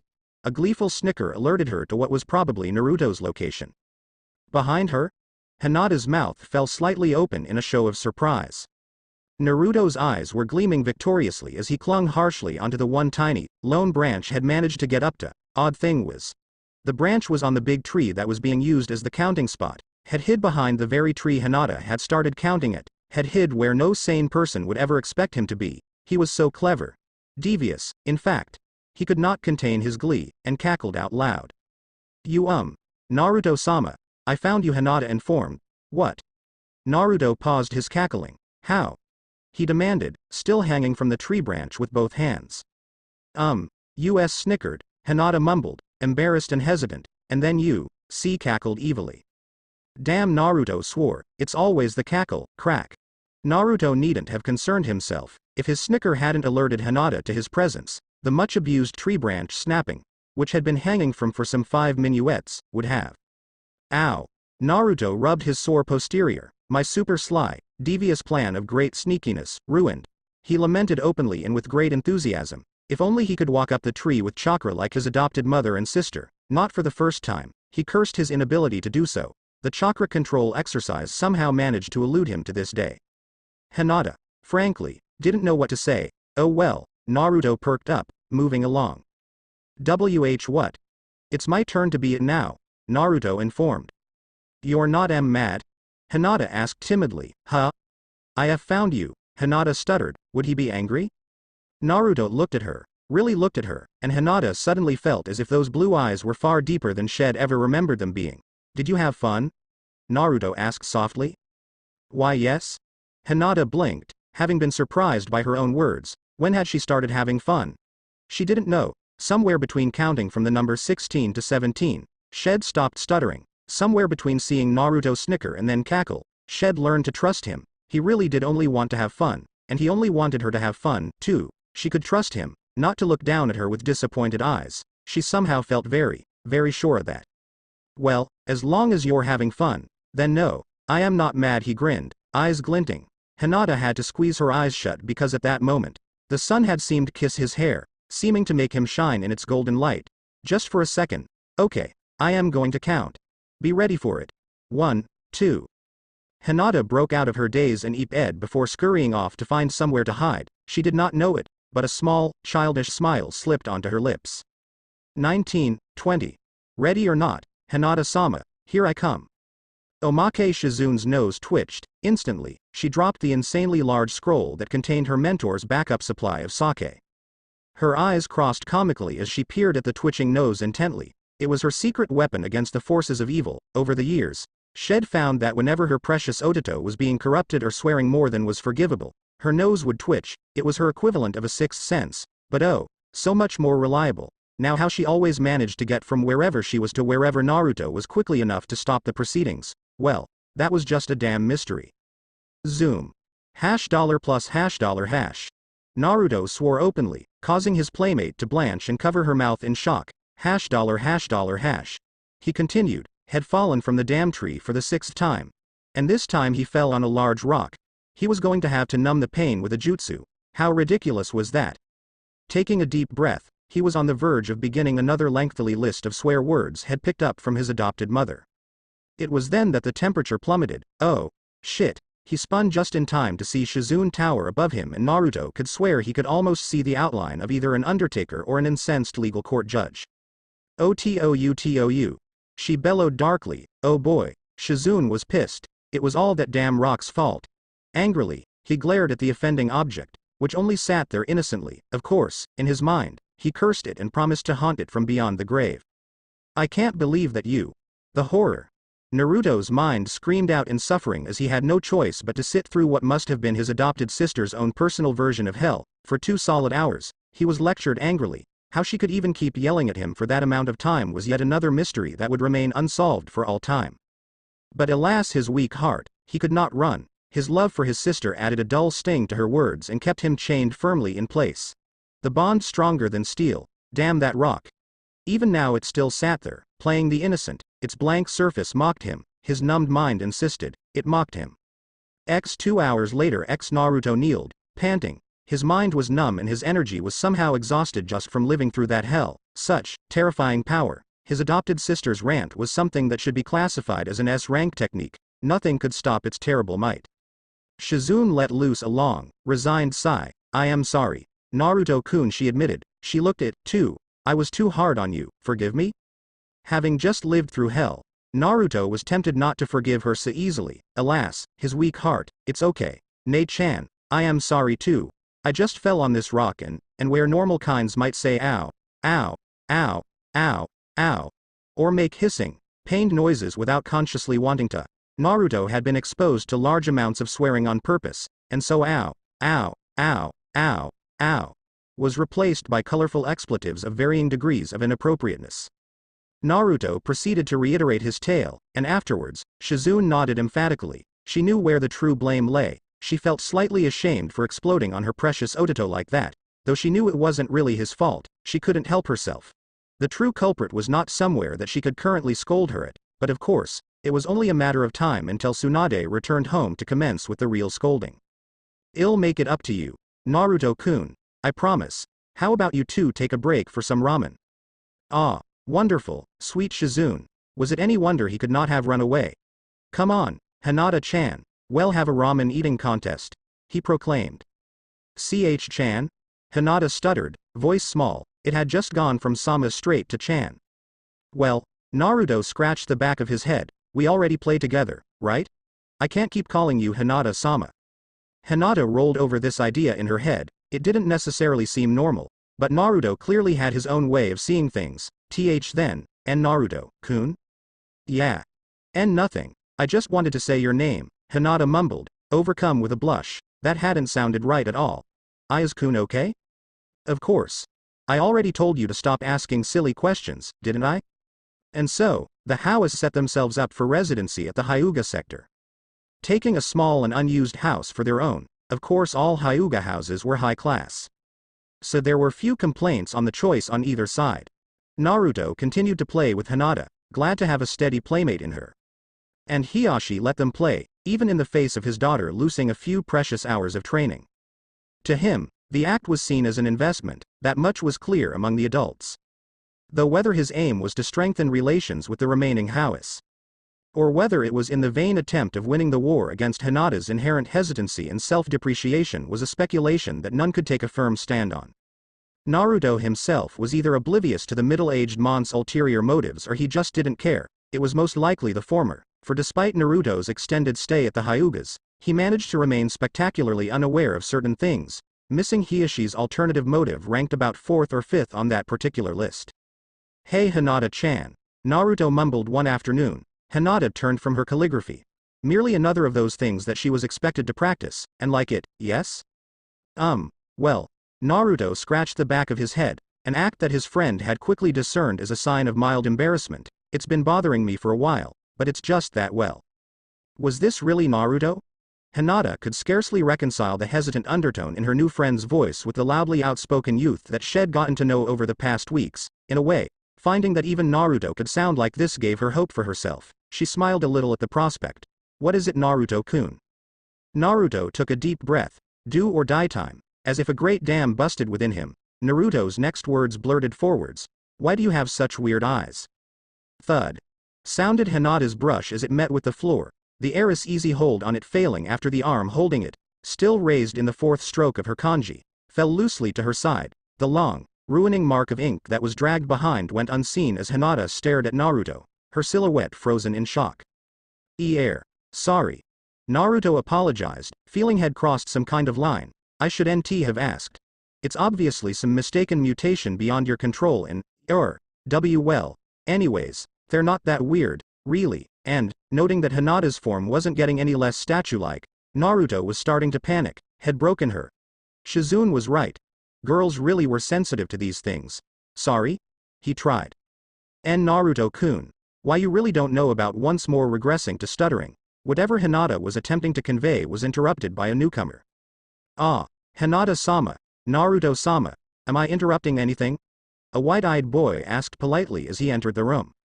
Naruto silently thanked the stranger for giving him a legitimate out from the awkward situation. No, not really, Naruto replied. What's up? My father has asked me to test your mettle, Neji almost said aloud, the words of his father yet echoing inside his head. Flashback Neji. Yes, father. Hyuga Hizashi trailed a speculative eye over his son. His pride, the boy was a genius, there were no two ways around that fact, the child's gift with the Byakugan notwithstanding. He was also a genius in every other aspect as well. The boy soaked up Juken techniques like a sponge and his analytical and decision-making skills were far above his level, a true prodigy, had none of the failings of Hiashi's daughter, none of the weakness, and he was still both polite and kind. A perfect son, any father would be proud. Perhaps it was the greatest source of pride left in his life, after being allocated to the branch family and having the accursed seal placed upon his head. His fate had been sealed, forever was he at the main branch's mercy, his brother's mercy. It was a trend that would continue until his death day, and why? A few seconds difference? They had been twin brothers, equals at one time. He bared his pain silently, but when it became apparent that his offspring had been so much more gifted than his brothers, his pain had increased sevenfold under the weight of his resentment. What could have been taunted him? Neji was so fit to be the next head of the Hyuga. He had everything that Hinata was lacking and more, yet he could give his son nothing of what he truly deserved. It was all being given to another. It was almost a joke. A cruel prank played by the gods of fate, and one day soon, Neji too would be branded forever with the cursed seal of the branch family. All this he had to bear while pretending that he deserved no better? Neji, are you aware of Tsunade-sama's arrival? The elder Hyuga finally asked. Yes, father, I heard about it last week. She has a son only a year younger than you, who has like you been training from a young age. I want you to challenge him to a spar. Check his progress, and your own Hiashi smiled. There is no one left to challenge you within your own age group, after all. Hi, father. Neji said, smiled, and turned to walk out towards his newest challenge. And Neji Hizashi interrupted. Do your best, for only through you are there any ways to gain victories, small and neglected though they would be, against the main house, against my brother. Yes, father, Neji said, interest newly dulled. His father's face just now had a hint of something else. A shadowy overcast dwelt within his father's eyes, signal of a harsh, adult world that existed in one's mind, a world that very few children sought out to bring into their sunny days of open fields and clear skies. I'll do my best. End flashback Naruto-sama. My name is Hyuga Neji. Neji bowed formally. It's an honor to make your acquaintance. Sure. Likewise, Naruto responded. No need for formalities, this guy couldn't be that much older than him, right? What's up? Neji glanced between Naruto, who seemed nervous about something, and Hinata, who seemed dumbfounded by something. Was he really not interrupting anything? I am here to challenge you to a spar. Hyuga complex. Central Garden Hinata could not help but notice the perfection in motion as Neji took up his stance. His arms were spread out perfectly in front and behind him, the front arm slanting upwards from the ground, and the arm behind continuing that trend. His weight was resting primarily on his right leg as his left stretched out before him. Hinata easily noticed the form as one that could easily flow into either close combat offense or defense. Its only weaknesses were to back attacks and being surrounded by the foe. It was a favorite for one-on-one battles among the higher-ups on the Hyuga power scale. Naruto, on the other hand, stood loosely with no semblance of form whatsoever, with a sinking feeling. Hinata realized that Naruto had no idea exactly what kind of opponent he was up against. Time passed as the two combatants stayed neutral in their small, grassy arena. She was just about to give her friend some kind of warning when it happened. The complete silence of the scene was broken, a subtle splash being heard clearly by the combatants. Naruto's eyes tracked the slender blue fish as it made a small leap out of the small pond it inhabited, his eyes elsewhere. The soft tap, tap, tap of feet was the only warning he received. Naruto's eyes snapped back to his quarry, who'd already closed the distance by half, with an internal swear of damn. Naruto's eyes slid shut as he concentrated on what he could sense of his opponent's chakra in preparation for the first strike. There. Naruto's eyes snapped open, his body already sidestepping open-handed strike of his opponent. But it was not possible for Juken to overextend or leave the user suffering from any significant recovery time due to his own failed attacks.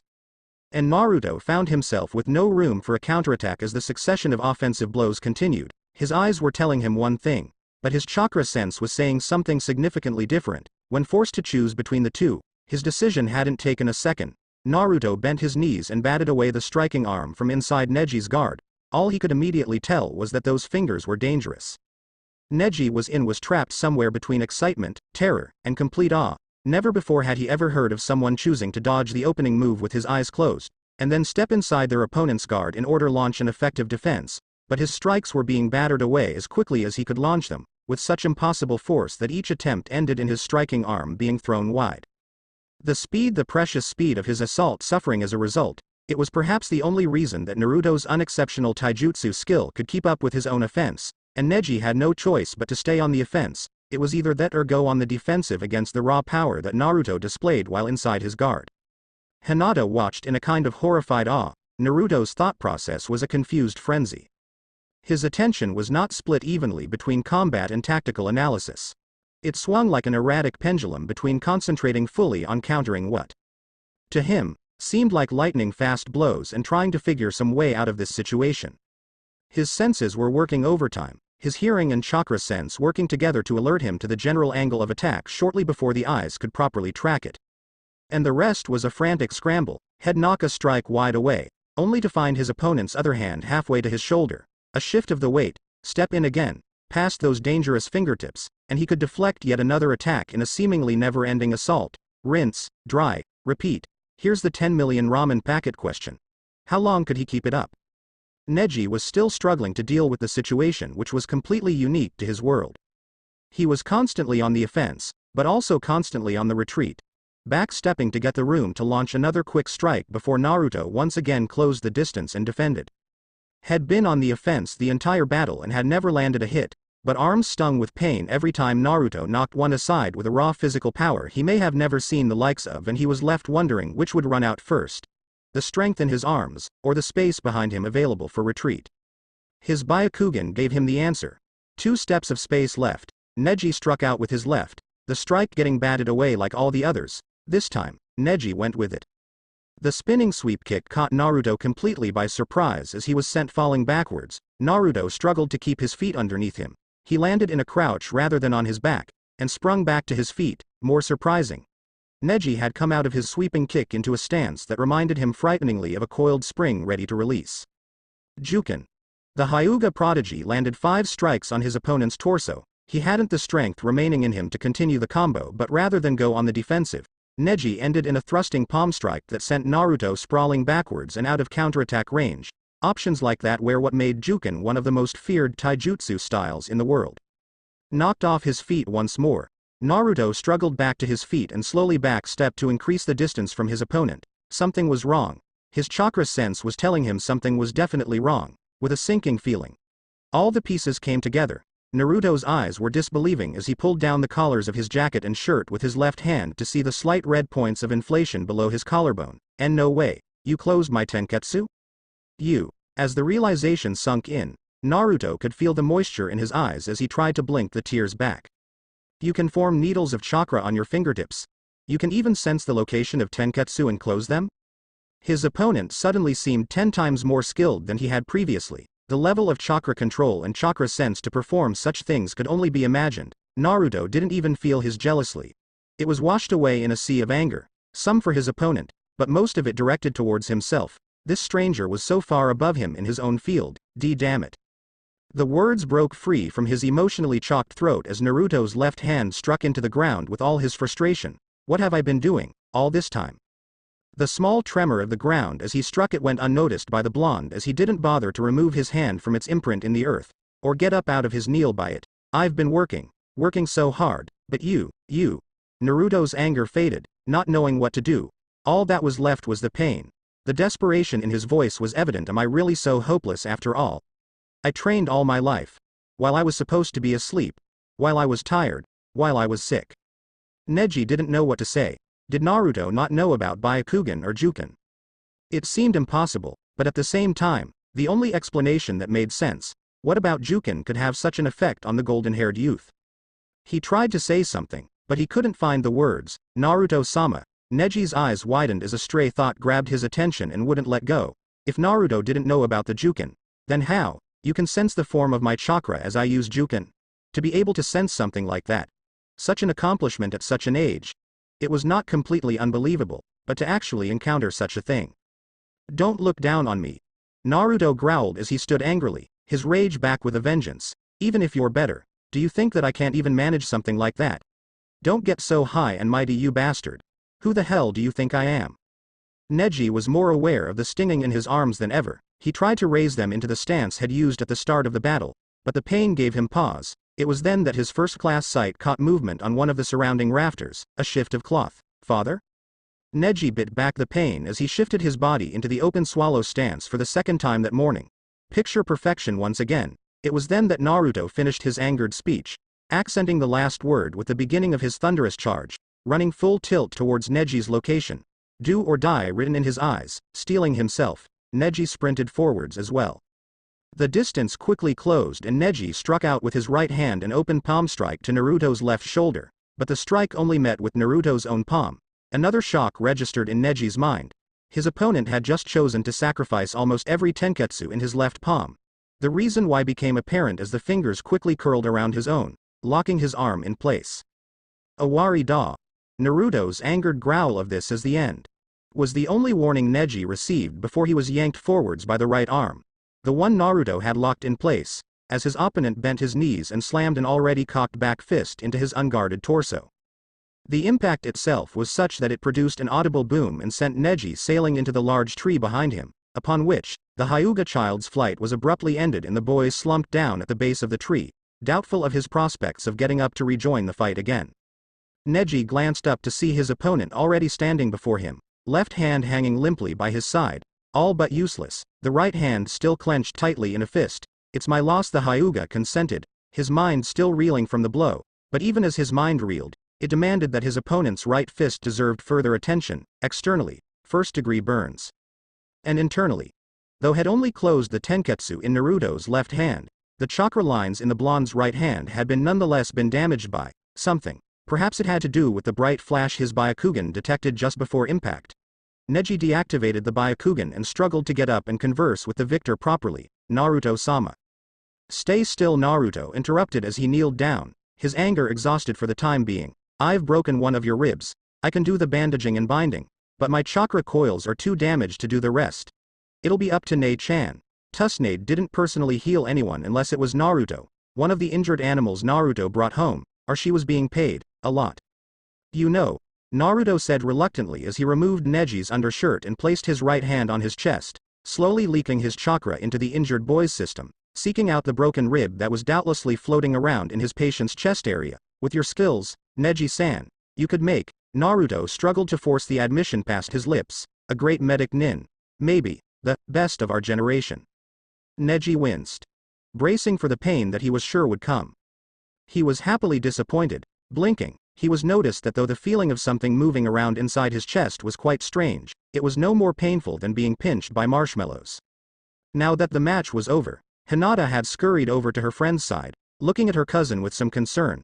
Noticing that Neji was strangely all right, despite having a broken rib, she turned to her friend in the issue that seemed to trouble him so. Naruto-kun, you really don't know about the Byakugan?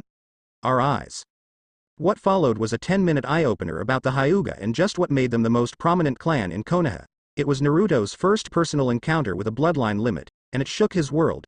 The concept of such power being attained simply due to one's heritage felt wrong on many levels to the boy, who'd worked his hardest for every scrap of ability had ever acquired. Naruto sat quietly, a significant change for him to say the least. He was contemplating what had just been told, but his reverie was soon broken. Oi, brat. Huh, Ka-chan. Tsunade came to stand in front of Naruto, who stood up to meet her, glancing slightly at Neji's prone form out of the corner of her eye.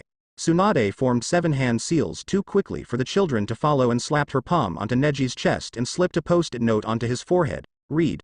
No strenuous exercise, 2 weeks, in a very I am barely paying attention to what I am doing attitude. The whole time, she hadn't looked away from her son.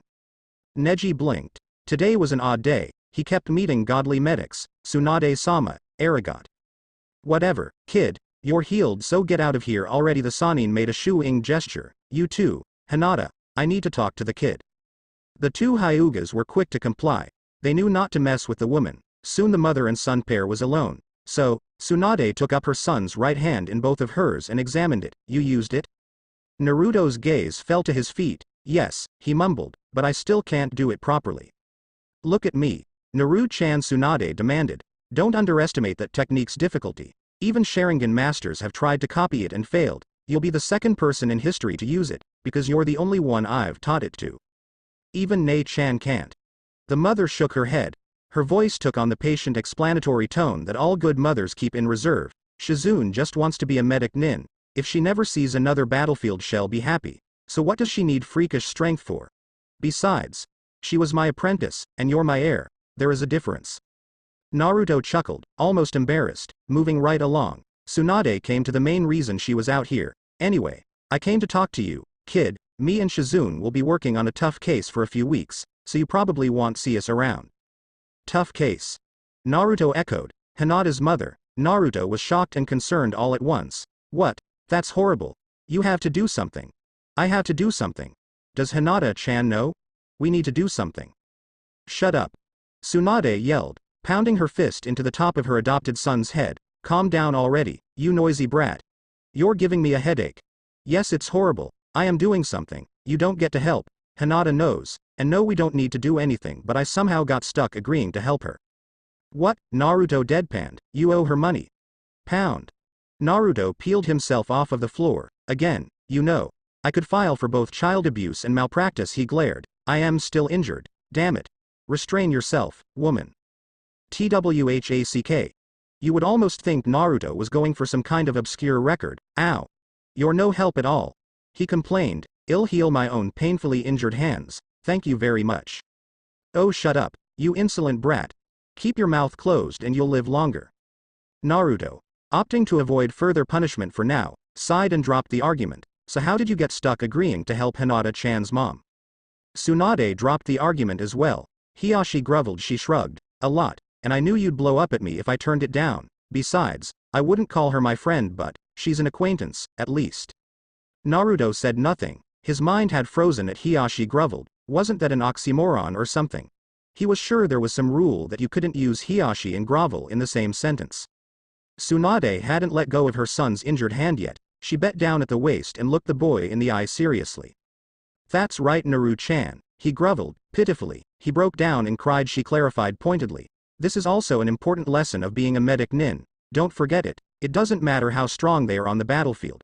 Because when their family, friends, or loved ones are on the hospital bed, they can't do a damn thing to help. Fathers, mothers, sisters, and lovers will turn to you to keep the light in their lives and their loved ones by their sides. Do you understand?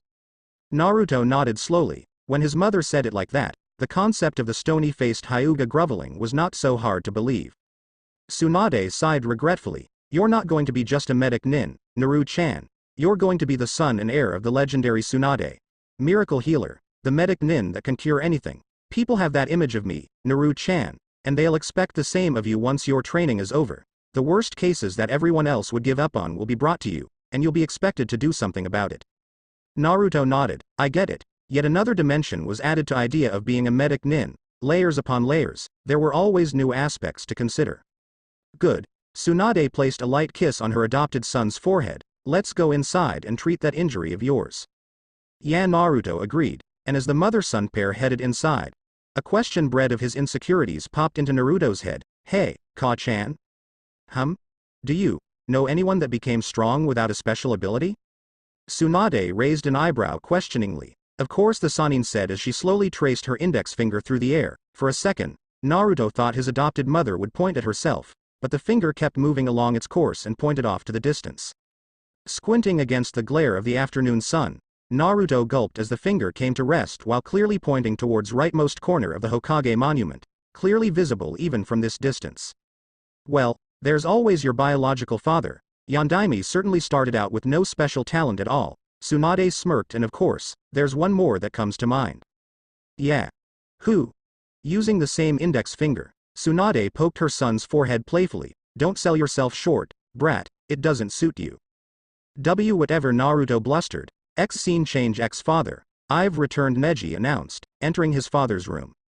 I see, and the results? Hisashi asked in an all-business tone. Neji shook his head. A complete loss on my part. Naruto-sama's fighting is incredible. It's as if he does not know fear. His tactics were swiftly made and executed without any hesitation at all. He did not flinch once, despite the dangerous situations he put himself in. The white-eyed boy paused briefly to collect the words for his next sentence. His senses were razor-sharp, and his power was overwhelming, though, it's strange, his taijutsu skill itself was very basic, that in the end, I was disabled with a single blow. Neji couldn't stand it. He focused on the floor, too ashamed to look his father in the face. Hisashi sighed through his nose. That was just another reason to be proud of his son. He never made excuses. You fought well, the father recounted factually. It's just that sometimes your best isn't enough, the man almost said aloud. But Hisashi would restrain himself from disenchanting his son's childhood. He was his precious son, after all. You're young yet, Neji. The hand fate has in store for you has barely yet been revealed. That in mind, continue to work hard. Hi. The boy instantly beamed. He'd make his father proud, but father, Naruto-sama's last move still puzzles me. Ah. Hisashi sounded in understanding. So you caught that with your Byakugan? It was the secret technique of Tsunade herself, which combines with her physical strength to produce a monstrous impact. Maximum amounts of chakra is molded and then concentrated in the fist and released in an instant. You should understand that the version Naruto-sama used was incomplete, and the power was weakened and he injured himself. If Tsunade used that technique in her prime, even Hokage-sama would have trouble surviving a single blow. It is no shameful loss, and while you have suffered defeat for the first time against a peer, you've also gained an acquaintance. In fact, I believe I hear him outside right now. Neji glanced, stood and looked out the near window. Indeed, Naruto was once more playing hide and seek with Hinata. Hisashi smiled. Why don't you join them? Even if it meant spending time with Hiashi's daughter. Hisashi's Byakugan did not lie, and right now he could see clearly for the first time in a long time, that had been pushing Neji far too hard lately. Neji blinked. Really? Hi. Omake, there was always, of course, Naruto's outfit and the story behind it. Tsunade mused, observing her adopted son with a critical eye. Yes, it will do. Naruto stood in front of a full-sized mirror, looking thoroughly miserable in his new long-sleeve jacket and unadorned pants. He felt stifled. He felt so uninteresting. Ka-chan, what the hell is this? It's seriously restricting. Tsunade snorted. Wait until I write the movement restricting genjutsu onto it. Hey. Bring it on, Naruto only replied arrogantly. Naruto-kun, your arrogance is showing, Shizune chastised kindly. Ah, Gomen, Naruto responded, properly scolded, looking at the outfit he was wearing. It was no wonder Naruto felt stifled. The long-sleeved jacket may not have been thick or particularly hot, considering how closed up it seemed fashion-wise, but the color scheme left a lot to be desired in his eyes. It was pure white, and those painfully plain pants? Pure white. He was surprised they hadn't bleached his hair yet. Could he not get some color over here? A splash of blue? Even a measly speck? Oh, what he wouldn't do for some orange right now. I look like a geek. Naruto cried, a complete geek. What are you talking about? Tsunade demanded. It looks good on you. Yes, Naruto-kun, Shizune placated, you look scholarly. The cool, intellectual kind of scholarly. Naruto sniffed, or, the geeky, doesn't know how to have fun, and is always reading a book kind of scholarly? Well. Shizune's hesitation wasn't helpful to her case. I knew it. Naruto screamed in vindication. I look like a geek. Oh, stop complaining. Tsunade yelled. Shed had those clothes made especially for him. How dare he? Oh, just leave me alone. Naruto yelled. My life is already over. He cried. It wasn't enough for you to put that girly seal on my head, was it? He demanded. You just had to dress me up like a geek, too. You're still complaining about that. It's been 3 years already, get over it. Tsunade demanded. That seal is for Genesis regeneration, grow up and accept it. Shizune felt like crying. It was not just clothes. The argument was starting to branch out into other areas now as well. They were making such a scene. Genesis regeneration is fine and all, Naruto grudgingly admitted, but it turns into a diamond. A girly little diamond. At least make it a frog or a slug or something. Tsunade looked like she was going to be sick. And you want me to listen to your fashion sense? You idiot brat. If you had your way, our house would be one big, orange, animal farm. Stop insulting the color orange, Naruto demanded fervently. Orange is stupid. Tsunade yelled down at her son adamantly and with an alarming display of immaturity. Orange is ugly. Ugly. Ugly. Ugly. Ugly. It really is the ugliest color in the world. Gah. Naruto shook his fist. At least my fashion sense doesn't make me look geeky. It's scholarly, you idiot. Tsunade shouted back. At least my fashion sense doesn't make you look like a pumpkin. Grr, Naruto growled. How could you do this to me, Ka-chan? I am telling you. I really hate these clothes, he yelled loudly. Tsunade flinched. Why you idiot? I spent 2 hours picking out the design myself, she yelled angrily. The two locked in an intense glaring contest. Both seemed hurt that the other wouldn't understand their feelings on the subject. Soon, the glares broke, and the pair oddly left the store in silence after paying for Naruto's outfit. Shizune trailed worriedly behind. X scene change X. Shizune was worried. The two hadn't spoken much since their argument at the store. Surely, it wasn't unusual for them to fight or argue.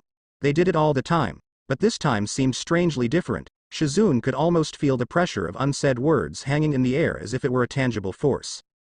Naruto walked into the living room, towel draped over his shoulders and hair wet. Looking up from the medical scroll she'd been reading, Tsunade spotted Naruto and his appearance visibly surprised her. What are you doing, brat? She asked evenly. If you just take a shower to get clean, don't wear the dirty clothes from before, it's common sense. Naruto looked down at his plain, white, geeky outfit. Well, I just got it today, right? It's not really dirty, so, Naruto paused, so I'll just wear it again. It's not really that geeky anyway, I guess. Tsunade didn't know what to say. Yeah. Well, good, she seemed somehow uncomfortable. Though thinking about it, a brat like you loves to wear holes in your clothes. We should probably go shopping again tomorrow, or something, she mumbled. Maybe even grab 1 or 2 orange things. Orange? Naruto asked. Well, if it's 1 or 2, orange, Naruto repeated, energetically. Now hold on, brat. Tsunade yelled. 1 or 2, I said. Was that it? Shizune mused. Did they want to just say I am sorry? You actually have a point? She chuckled. What was she thinking? Sometimes, those words were the hardest to say. Either way, as long as those two reconciled already, then everything would be alright. Orange. Naruto screamed with his arms raised gloriously to the ceiling. Either just because he was actually that excited, or he simply wanted to piss his mother off more. 1 or 2? Tsunade demanded. 1 or 2, I say. Damn it, she would be heard. Don't you dare get carried away. Life continued on for Naruto. His adopted mother and sister weren't around much. As Naruto had been informed, for weeks, the only contact he'd have with them would be brief meetings in the halls. Occasionally, they'd forego eating in their research room, which Naruto was not allowed into, and take their meal at the table along with Naruto, Hinata, and Hiashi, as if they were actually civilized people and not ones that were tragically overworking themselves, noting that it might not be safe, and factoring in her bare minimal trust in Konoha. Tsunade made very clear that she didn't want Naruto outside of the Hyuga complex for any reason. Naruto mumbled incoherently as he stumbled towards the breakfast table, dressed and ready to go but still rubbing the sleep out of his eyes. Good morning.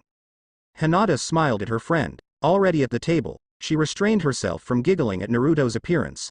It wouldn't have been appropriate. Oh oheo, Naruto-kun, are you excited about today? Today. The sleepy boy croaked out. Today is, Naruto scrambled to remember. Was there something important today? Oh. He suddenly shouted, looking for all the world as if he hadn't been the very image of a walking zombie previously. It's that day. Yes. he cheered, bouncing over to the table. Hinata giggled, as she usually ended up doing when Naruto was around. Hi, it's Heroes Day, she informed. Heroes Day, the biggest festival of the year. So named after the Yondaime Hokage, who had traded his life in to defeat the terrifying Kyuubi no Kitsune. All of Konoha gathered to produce the liveliest gathering many would ever see, as if to bask in the joy of life which they had come so close to forfeiting to the Kyuubi those years ago. Hinata's heart wrenched as her words had the opposite of their intended effect. It hurt to see Naruto's eyes reflect his shock before his hyper-happy face slowly slid from that state to one of desperation, neutrality, and finally, one of resigned dejection. His right hand came up to stop just inches from touching the whisker marks upon his cheek. It was as if the world was suddenly placed on his shoulders and he wasn't the least bit surprised that his burden would increase 100-fold. Her fault. It was always her fault. Why could she just never do a single thing right? She had to try to cheer her friend up, somehow. Why, you're the Yondaime's son in the container for Kyuubi. Everyone will probably be so happy to see you, she tried vainly to little result. Maybe they'll give you free ramen, or... Maybe, Naruto assented, though he didn't sound hopeful in the least if his subdued voice was any indication. Hey, do you know if Ka-chan or Ne-chan are coming to breakfast? He asked, looking left and right as if expecting his adoptive family to walk down the halls at any second. They should be here today. Ah. Hinata looked worried. Breakfast was sent to the research room again. The pair of high-end medics had holed themselves up in an unused room and had scarcely come out for food and washroom breaks. Oh. And so the minuets ticked past, Naruto saying nothing and Hinata following suit, the boy looking as if his day had been wrecked utterly, but that at least he could see his family at the breakfast table. Hinata wanted her friend to feel better, but was too sure that she could only make his day worse to try to cheer him on, so it was that Naruto was left to cope with his problem on his own. Naruto-kun, Hinata finally managed. Aren't you hungry? He hadn't touched his food. No, the boy muttered, dulled eyes locked onto the tabletop. You start eating. I'll eat with Ka-chan and Ne-chan when they get here. Naruto-kun. What could she say? Hinata-sama. Huh. The Hyuga heiress spun in her seat to face the arriving branch family member. The seamstress has arrived. I am to escort you to her. That's right. The seamstress appointment. It was for tonight's kimono, as she'd be helping represent the Hyuga influence at the festival. The entire day had been allocated towards her getting dragged to outfitters and the like. Naruto-kun. I am sorry. She apologized. No, it's okay. I am just going to keep waiting here, Naruto said, producing a forced smile, even as he remained clenching a portion of the tablecloth on top of the table in his first subconsciously, as had been doing for the past hour just in case they come after all. It was noon by the time young Naruto finally left the breakfast table, as a branch family member arrived and took up his breakfast plate, replacing it with lunch. Naruto simply stood up and left without a word. So, they even made a festival, Naruto mumbled, standing now in the Hyuga central garden, before the very counting tree that had become so familiar with. He didn't know why had ended up here, but he similarly couldn't think of anywhere else he could go at the moment. They'd made a festival out of the day a demon had been sealed inside him, the day his biological father and mother had died, the day had been born, somehow. The cold glares he knew awaited him outside the confines of the Hyuga complex combined with the images of happy, normal families enjoying a happy, normal festival on this day. It was pissing the hell out of him. Slam. The sound was that of his foot impacting the massive tree trunk before him. He didn't know why he was doing this. Maybe he was trying to prove something, but just what he didn't know. Naruto proceeded to walk up the tree in a vain attempt for what seemed like the 1000th time, step after step, each slow step being a little more difficult than the last. Naruto was 7 steps, his all-time personal record. Up the tree when he lost control, the boy didn't even bother to try landing on his feet and impacted flat on his back, staring dispassionately at tree-covered sky above him. Happy birthday, to me. He wouldn't have minded getting presents or congratulations, but he didn't really care either. He didn't need that. Had just wanted to talk to his family at the breakfast table today. A piece of normalcy time together. He would have been so grateful, just for that. Naruto didn't move from his position sprawled on the ground at the base of the counting tree. What was the point? Naruto let a stray leaf drift down to land on his forehead. Where it started to itch, he paid it no heed, looking rather impassive. He didn't move a single muscle, because it doesn't matter who you are. Sometimes your problems, people's expectations, uncertainties, and responsibilities just pile up, one after the other, and you can pretend like it doesn't matter, but you secretly know it does, and so it is that the world just brings you down, and at that point you'll just feel so tired that you'll never want to get back up. Naruto's gaze remained unfocused and ahead. In fact, He didn't so much as flinch at what happened next. Catching a swift movement within his peripheral vision, Naruto's right hand shot out and caught the falling object.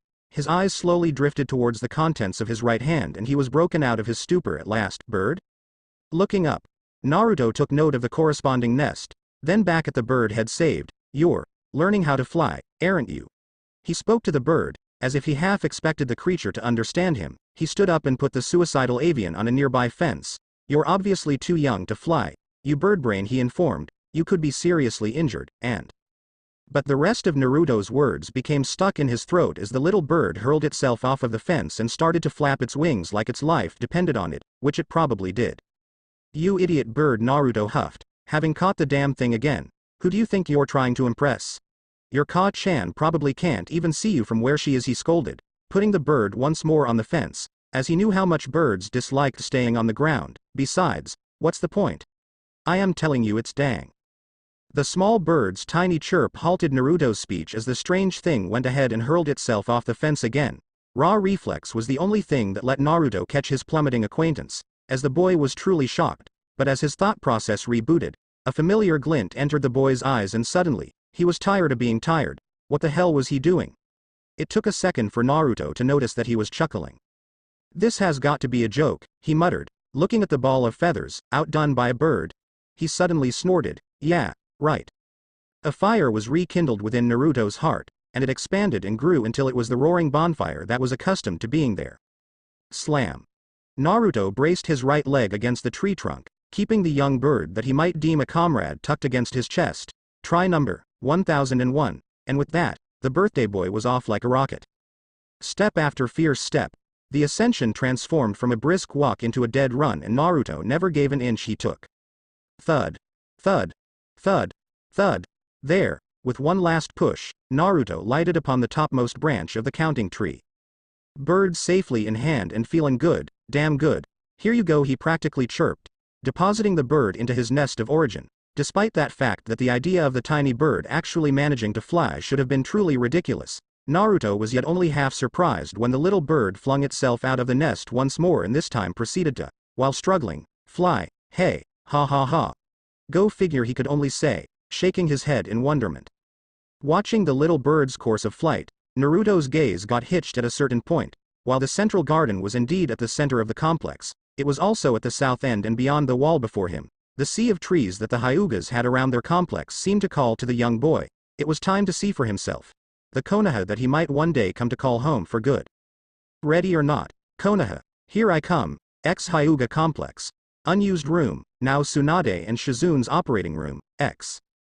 Tsunade hissed as she slumped back into the comfy chair that Shed absolutely demanded be present. Of course it was disinfected and covered with a plastic cover that stopped it from releasing any particles into the air. But, it was a comfy chair nonetheless, and right now her back really needed a comfy chair. Shizune slumped against a far wall, in a similar state to her mentor. It's over, she tiredly declared, as if she couldn't believe it. Tsunade nodded and rubbed her temples finally. Hiyashi was kneeling by his wife's side, actual emotion on his face for a change. Hiyatari-chan, he keened. Shizune almost fell over. Somehow, she still didn't expect Hiyashi to use Chan even with only two other people in the room. Tsunade sighed, as I thought, we weren't able to remove it completely. She'll be fine for now, but this is a temporary fix at best. Hiyashi's back tensed, but he didn't turn from his wife's side. How long? At best? A little over 1 year. I see, Hiyashi said, thank you, for giving us the time you have. He still hadn't turned from his wife's side. The headaches will come back, along with the loss of sight, and everything else, Tsunade informed, standing up. Your bloodline makes it hard to operate on the cranium. Don't try for another operation, you hear? I understand, and again, the man did not turn. We're leaving, Shizune. Tsunade barked. Hizashi needed to be alone with his wife right now, and Tsunade needed to see her son and then get some much needed sleep. Tsunade opened the door and frowned. Shizune shakily stood up. She was only the assistant and she was still tired. Scampering over to her mentor's side, she was ready to head out and look for her Ototo, but Tsunade's arm was suddenly before her, barring her progress. Tsunade-sama? She followed the Sanin's frowning gaze to the floor, finding 2 plates of food. Dinner? She asked, sounding befuddled. She was hungry and both mentally and physically exhausted. Connections just weren't being made within her mind at any kind of speed. No, Tsunade answered. If anything, she was more exhausted than Shizune, but also more naturally perceptive to her environment. Rolled omelette, rice, miso soup, fuck. This is breakfast. What? We purposefully chose a closed-off room which even light didn't penetrate, and worked through the goddamn night by accident. She ground out. She couldn't believe it. Of all the times for this to happen. But Shizune sounded distressed, and suddenly wakeful. But Naruto-kun. Yeah, Tsunade growled. It's Naru-chan's birthday and we didn't even have goddamn breakfast together. She said as she purposefully stepped over the cool breakfast and stormed down the Hyuga halls, yelling in search of her son. Shizune was not 1 second behind her in the task. And so it was that the assistant medic ran smack right into the back of her mentor when the woman suddenly stopped. Tsunade, for her part, just glanced over her shoulder at her apprentice. Shizune, did you get a look at the moon last night before the operation? Yes, I did. Tsunade-sama, what phase was it in? What? The color drained from the Nei-chan's face. It was. The look on her apprentice's face was answer enough. Fuck, Tsunade reiterated. Naru-chan. Naru-chan. Konoha. Streets exits the demon. Whispers, it came out. We have to finish it while it's still a child, those damn whispers. No, if Sandaime-sama finds out. How many times? Shish. Be quiet, it'll hear you. This same goddamn conversation more or less repeated everywhere he went. Stupid ninjas, Naruto thought. Were those guys just exceptionally bad ninjas, or did they know that he would hear the whole conversation and pretended that they didn't? Either way, 2 things were becoming very clear. 1. The Heroes' Day festival was indeed as big a deal, if not a bigger deal than had been led to believe it was, and 2. The villagers and ninjas of his home village would rather he didn't exist. Some seemed confused at what to make of his existence, while the rest seemed resolute in their beliefs, but sadly, what both factions were united in was that everyone would be only too happy if he were dead. Some didn't care how he would die, from what he could gather, but the vast majority wanted the sincere pleasure of ending his life personally. But they were all talk and no action, for now, and none seemed to be acting on whatever murderous thoughts hid openly behind the obvious whispering and dismantling glares. But that was okay, they just had to get used to the idea that he wasn't the demon sealed inside him. They'd see, they wouldn't have a choice. Naruto wasn't feeling generous enough to give them one. He'd make them see his face every day, his and not the Kyuubi's. In fact, he'd be so in your face that they couldn't help but notice him. And over the weeks, months, years, whatever it took, they would see that he was still there. In their faces, having done nothing intentional, harmful or demonic. And then they'd start to think, really think, they'd think on their own, apart from their clubs, groups, or gossip rings, and they wouldn't think about how the demon was biding its time, or how he was going to kill them all, because the evidence for that would be too pitiful, and that would be stupid. They'd be thinking that hey, that Naruto kid doesn't seem dangerous after all, and then they'd stop being afraid, and then maybe he could call this place home, for good. Oh, what a dream, but then again, every child needs to dream sometimes. And though they won't admit it to themselves or each other, every adult needs to dream just as much. Playground ha ha ha. Hey look guys, it's the big four-headed girl. A child said and pointed. Sakura's stomach dropped. They were here, the bullies, not the boy kind that beat you up after school, though. Rather, they were the girl kind that spat on your dreams and dismantled your self-worth. They were the bane of Sakura's every day. Ooh, is she making a sand castle? Came the sing-song's second voice. Sickeningly sweet words, Sakura recognized. It was the most dangerous tone of voice. Hey. One brown-haired girl piped up. It's actually pretty good. Sakura foolishly got her hopes up. It really was a good sand castle. Shed slaved meticulously over it for hours on her own and managed to create something beautiful and with a meaningful existence, and as its creator. Maybe, just maybe she could have those same values attached to herself. Maybe they would stop teasing her all the time. Maybe she could even join their group. Be one of them. Ha ha, she probably smoothed out the walls with her forehead. One joked. The reference to her abnormality caused a deep sting for Sakura, as she recognized that she'd been a fool. They'd never accept someone like her. Don't let your head swell up in pride, Sakura. If it gets any bigger, you won't be able to fit through the doors. Ha ha ha. Oh look, it's a mosquito. Quick Sakura, get it with your forehead, so it can't escape. The cackles of those children continued among the teasing, some of which was getting repetitive, but the children certainly didn't care. A blonde slowly made her way to the front of the pack. Ah, Ino-chan's here. The brown-haired girl declared. contrasted to Sakura. Ino was always cool and with it, she knew the popular trends, the popular topics, she was just popular. HMPH, the young Ino snorted, making sand castles. Stop wasting your time with childish things and grow up, Sakura. And get some fashion sense while you're at it, she added. As if as an afterthought, for God's sake, do something about that forehead of yours, she accented her statement by walking past the pink-haired girl and roughly kicking her sand castle, ruining it and spraying sand everywhere. In the world of the girls' half of the playground, Sakura was weak. Those that were weak didn't need to stay weak. They could learn how to talk, how to walk, and how to dress just like Ino. You just had to put in the hours and the research. Sakura chose to stay weak by staying so unimpressive, and the strong preyed on the weak. That was the nature of the world. Ino stepped back to observe her handiwork. No. Sakura cried, but, laughing, the other bullies merely followed their sometimes leader in her sudden act of meanness. They did it because it was fun, because it made them feel important, grown up, and influential, and like they could get away with anything. Ha ha ha. You're such a cry-baby. And indeed, Sakura was far into her tears by now. Thoughtlessly, a brunette threw the first stone, and though Ino tried to stop the act, Shed found herself too slow. The rock was not 2 inches away from Sakura's face when a boy appeared out of nowhere and was there to instantly catch it in an outstretched palm. Those present would later theorize that had arrived during a blink, except none of them had blinked. Oi! The new blonde growled, don't you think you're going too far? Ino blinked. Kids didn't just move like that, her father moved like that. Yeah, as a matter of fact. I do, Ino testily replied, making sure the newcomer could see her eyeing the brunette girl whose arm she still held tightly, presumably in a failed attempt to abort the brunette's throw. But what's it to you, new kid? She hadn't thought a kid could pull off the whole move faster than you can actively register trick, even against other kids.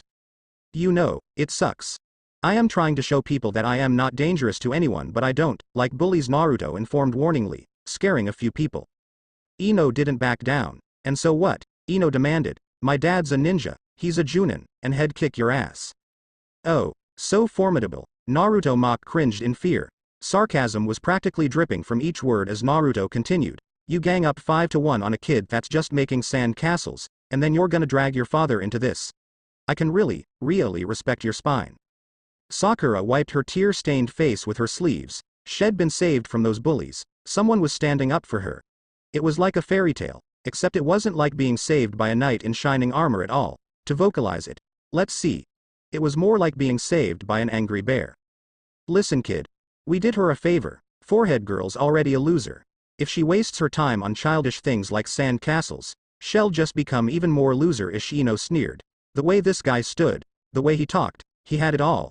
Everything Ino had. He could be one of the cool kids, and a leader. Easy. Why stand up for a loser? What the hell?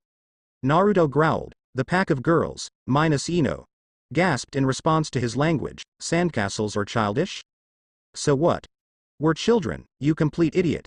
He yelled to Ino's face. What the hell about you is so special that you feel like you can look down on the rest of us? I am taller than you, but you keep calling me kid. Listen up. I am only going to tell you this once, so try to wrap your little blonde head around it. My name's Naruto, and I am a childish brat that can kick all your asses. Yamanka. Ino spat back, and I'd like to see you try. She totally neglected the fact that she barely ever took her father's light training sessions seriously, and that her friends were either the same, or just civilians. This is what's called hot-headed thinking. Ino? Naruto stared. You're making fun of someone for their forehead size, but your name means pig? Shut up. Ino hollered. It's a respectable tradition in my family, you fishcake boy. Fishcake. Fishcake. Naruto echoed. Oh, it's on now, Ms. Piggy. The two blondes' faces were mere inches apart, each having their right fists raised and shaking with anger. To a casual bystander, it would look like the two were on the verge of beating the ever-loving snot out of each other. But this wasn't true. In actuality, they were on the verge of an insult-hurling contest the likes of which the playground had never known. Wait. Ino-chan. One of the offended girl's friends came to try and restrain her from getting into what she thought would be an actual fistfight. I've heard about him. Yeah. Another shouted, restraining Ino's other arm. My dad told me. He said that if I saw a kid with whisker marks, that I should stay as far away from him as I could. He's dangerous, Ino-chan. Dangerous. The word echoed in his mind. The villagers had gone so far as to warn their children away from him. Go figure. But he hadn't thought it would be so painful. Their eyes had all been fixed on him in glares before. But now, their gazes wouldn't meet his eyes. He doubted their gazes even met his shadow, except for one. Yamanka Ino was still looking at him face to face, eyes searching as if she saw something she couldn't quite figure out. All of Ino's friends were looking away from the new kid. But she kept looking into that face that fiercely hated bullies and trying to find some way to explain how he was supposed to be dangerous. She looked at him and she didn't see a sheep. One of those vast numbers of kids that would just follow the crowd. She didn't see a loner. One of those kids that kept to themselves and acted like nothing was important. She saw a tough, stubborn, loudmouthed blonde that wouldn't keep his opinion to himself if you paid him to shut up. She looked at him and saw someone that she could treat as an equal. Finding nothing of the answers she sought in that face, Ino eventually let the pack of girls drag her away. But Ino knew where she could get her answers. Her father paid special attention to human thought patterns and knew the real stories behind a lot of things. Naruto watched as the gaggle of girls departed, of course had wanted them to leave, but not like that. He shook off the depressing thoughts and spun around, finally, to face the girl he'd stood up for. Hey, he smiled, you okay? Saved by the devil? No. As Sakura looked up, she's sitting in the sand, he's standing. At the tired smile that her savoir was sporting, she realized something profound. He was just like her. You're not bad at all, are you? She asked wondrously. People just don't like you because you're different, right? Because of your whisker marks. Huh? Naruto was genuinely surprised. The girl was connecting his whisker marks with her forehead. Hey. Maybe if he didn't have these damn marks, his problem would be smaller, at least. No. My problem's a little different from yours. Oh. Still alone with my big forehead, huh? Sakura mumbled, gazing at the sand at her feet. Well, not really, Naruto objected. Sakura eeped. Shed said that out loud? I mean, Naruto continued, there's you, your forehead, and me. Makes 3, he joked, right? Sakura's heart plummeted. Her savior was picking on her too? Shed thought he would be nice to her. Alright, she confirmed when prompted. Nonetheless, what?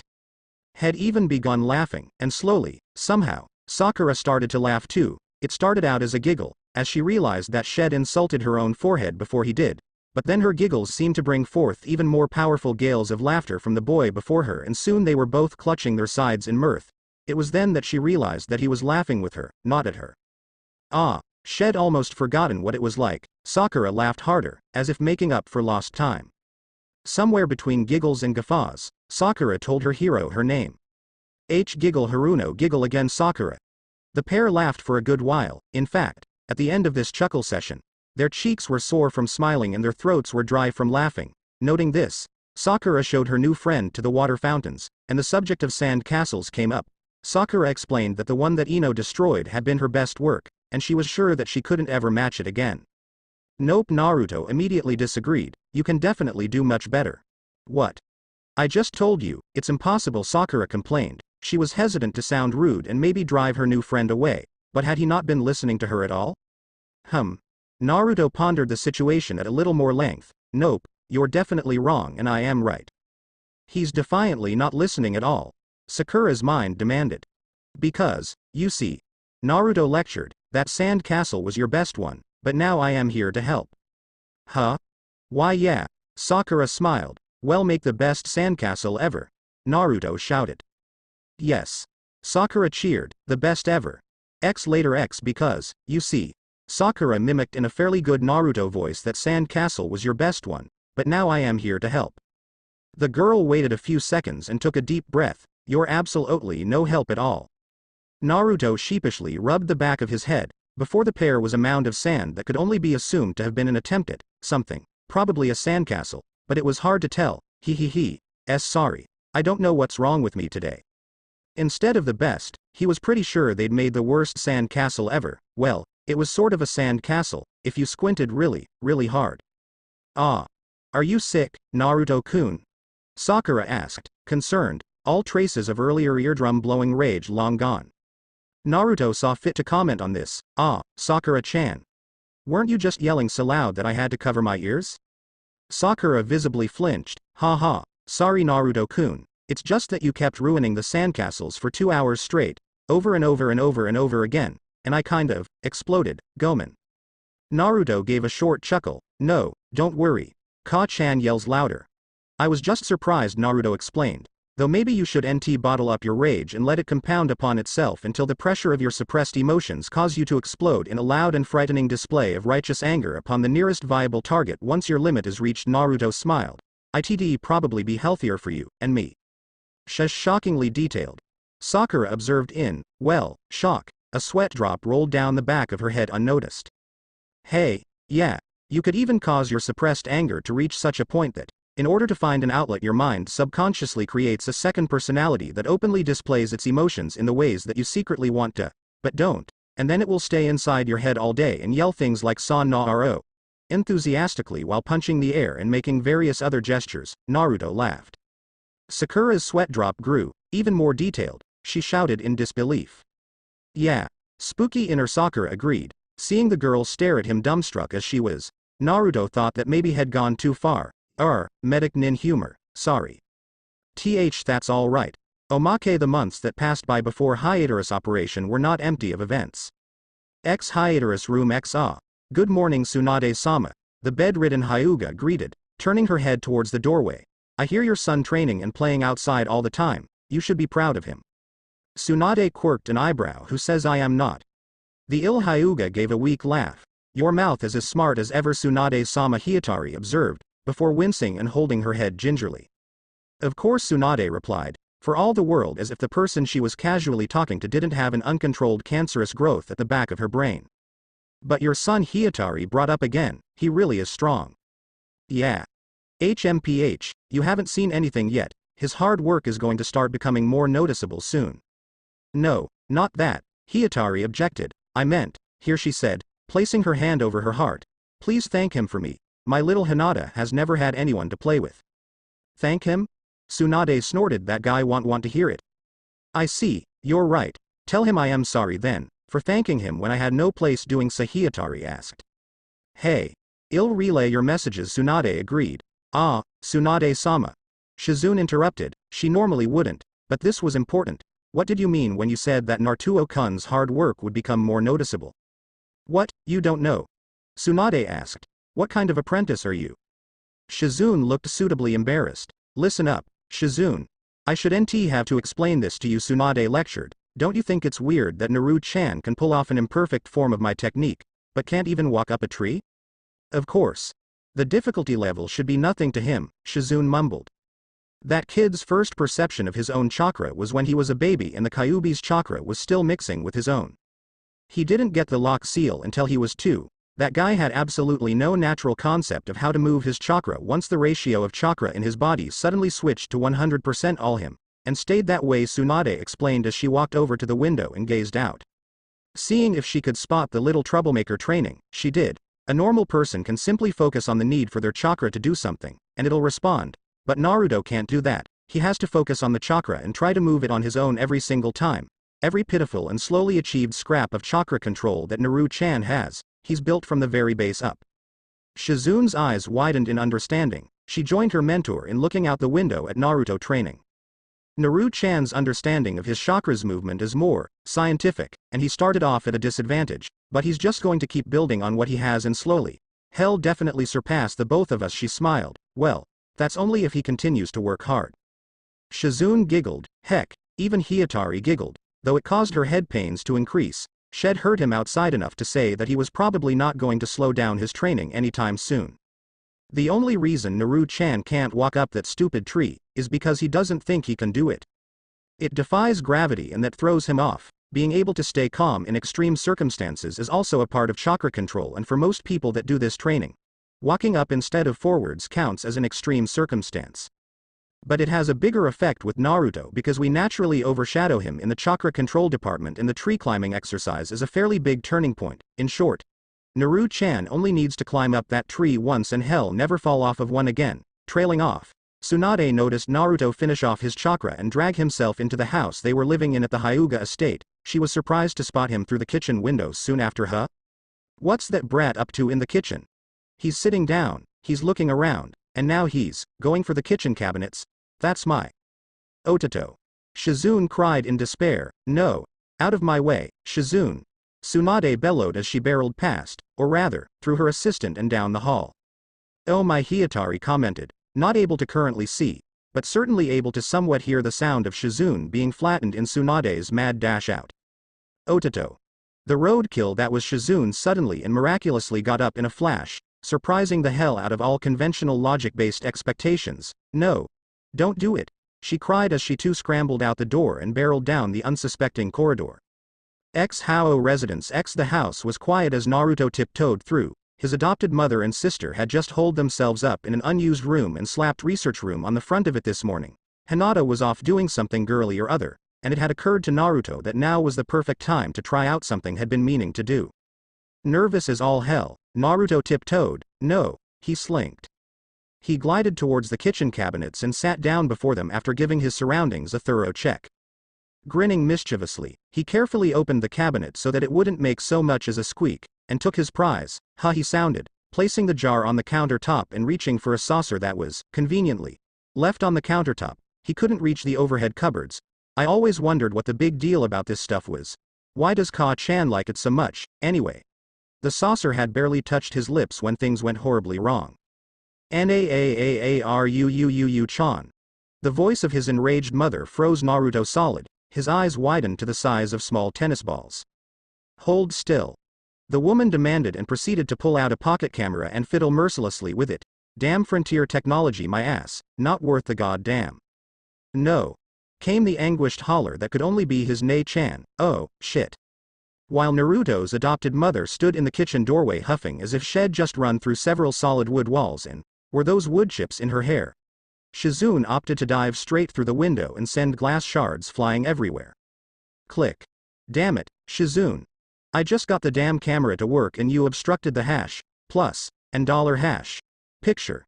Tsunade roared. A quiet whirring was heard and lo and behold, a picture of Shizune diving onto the floor in the middle of the frame with small pieces of Naruto with a sake saucer to his lips in the background where Shizune wasn't obstructing. Hearing the telltale whir, Shizune scrambled to her feet and snatched the developed picture out of the air. No evidence must exist, she cried before proceeding to consume the photo with gutso. URK. Nei-chan. Naruto was sweating, his Ka-chan and his Nei-chan had arrived. He hastily distanced the saucer from his lips and started scrambling for an escape plan involving the egg timer, 2 salt shakers, a bottle of sake, and jumping out the destroyed window that his Nei-chan had broken in through. What the hell? Naru-chan, move to the left so I can have a clear picture, Tsunade demanded. No. Shizune hollered and tackled her mentor to the ground, where she opted to target the source of the problem and began to bite the ever-loving hell out of that camera. Naruto tried weakly. Things were looking really, really bad. Damn you, Shizune, I can't see. What if he's drinking it right now? Oh, hell, forget the picture. Tsunade yelled, throwing aside the camera, and Shizune with it. What are you waiting for? She demanded, standing in front of him. Drink already. You're not mad at all? Naruto asked in awe. Are you kidding? I was there the first time you opened your eyes. I was there for your first steps. I was there for your first word. She yelled, and I'll be damned if I am not there for your first sip of sake. Naruto almost face-faulted, leave it to his Ka-chan. And when you grow up and get married, I'll even be expecting a videotape of your wedding night, Tsunade declared. What the hell does that mean? Naruto screamed, thoroughly freaked out. She was just saying that to emphasize her point, right? Right? It was then that Shizune rejoined the fray, broken wires and other camera parts dangling from her mouth, and tackled her mentor to the ground for the second time ever, Naruto getting caught up in it and hitting the floor as well. Gah. Tsunade grunted. Shed somehow managed to grab the sake saucer on the way down and she proceeded to try to move the sake to her son's lips despite the Shizune that was desperately screaming no, and holding back her mentor's arm with both of hers, her body weight, some help from her Ototo who wanted nothing more than to just get out of there, and her left leg. Thanks for watching.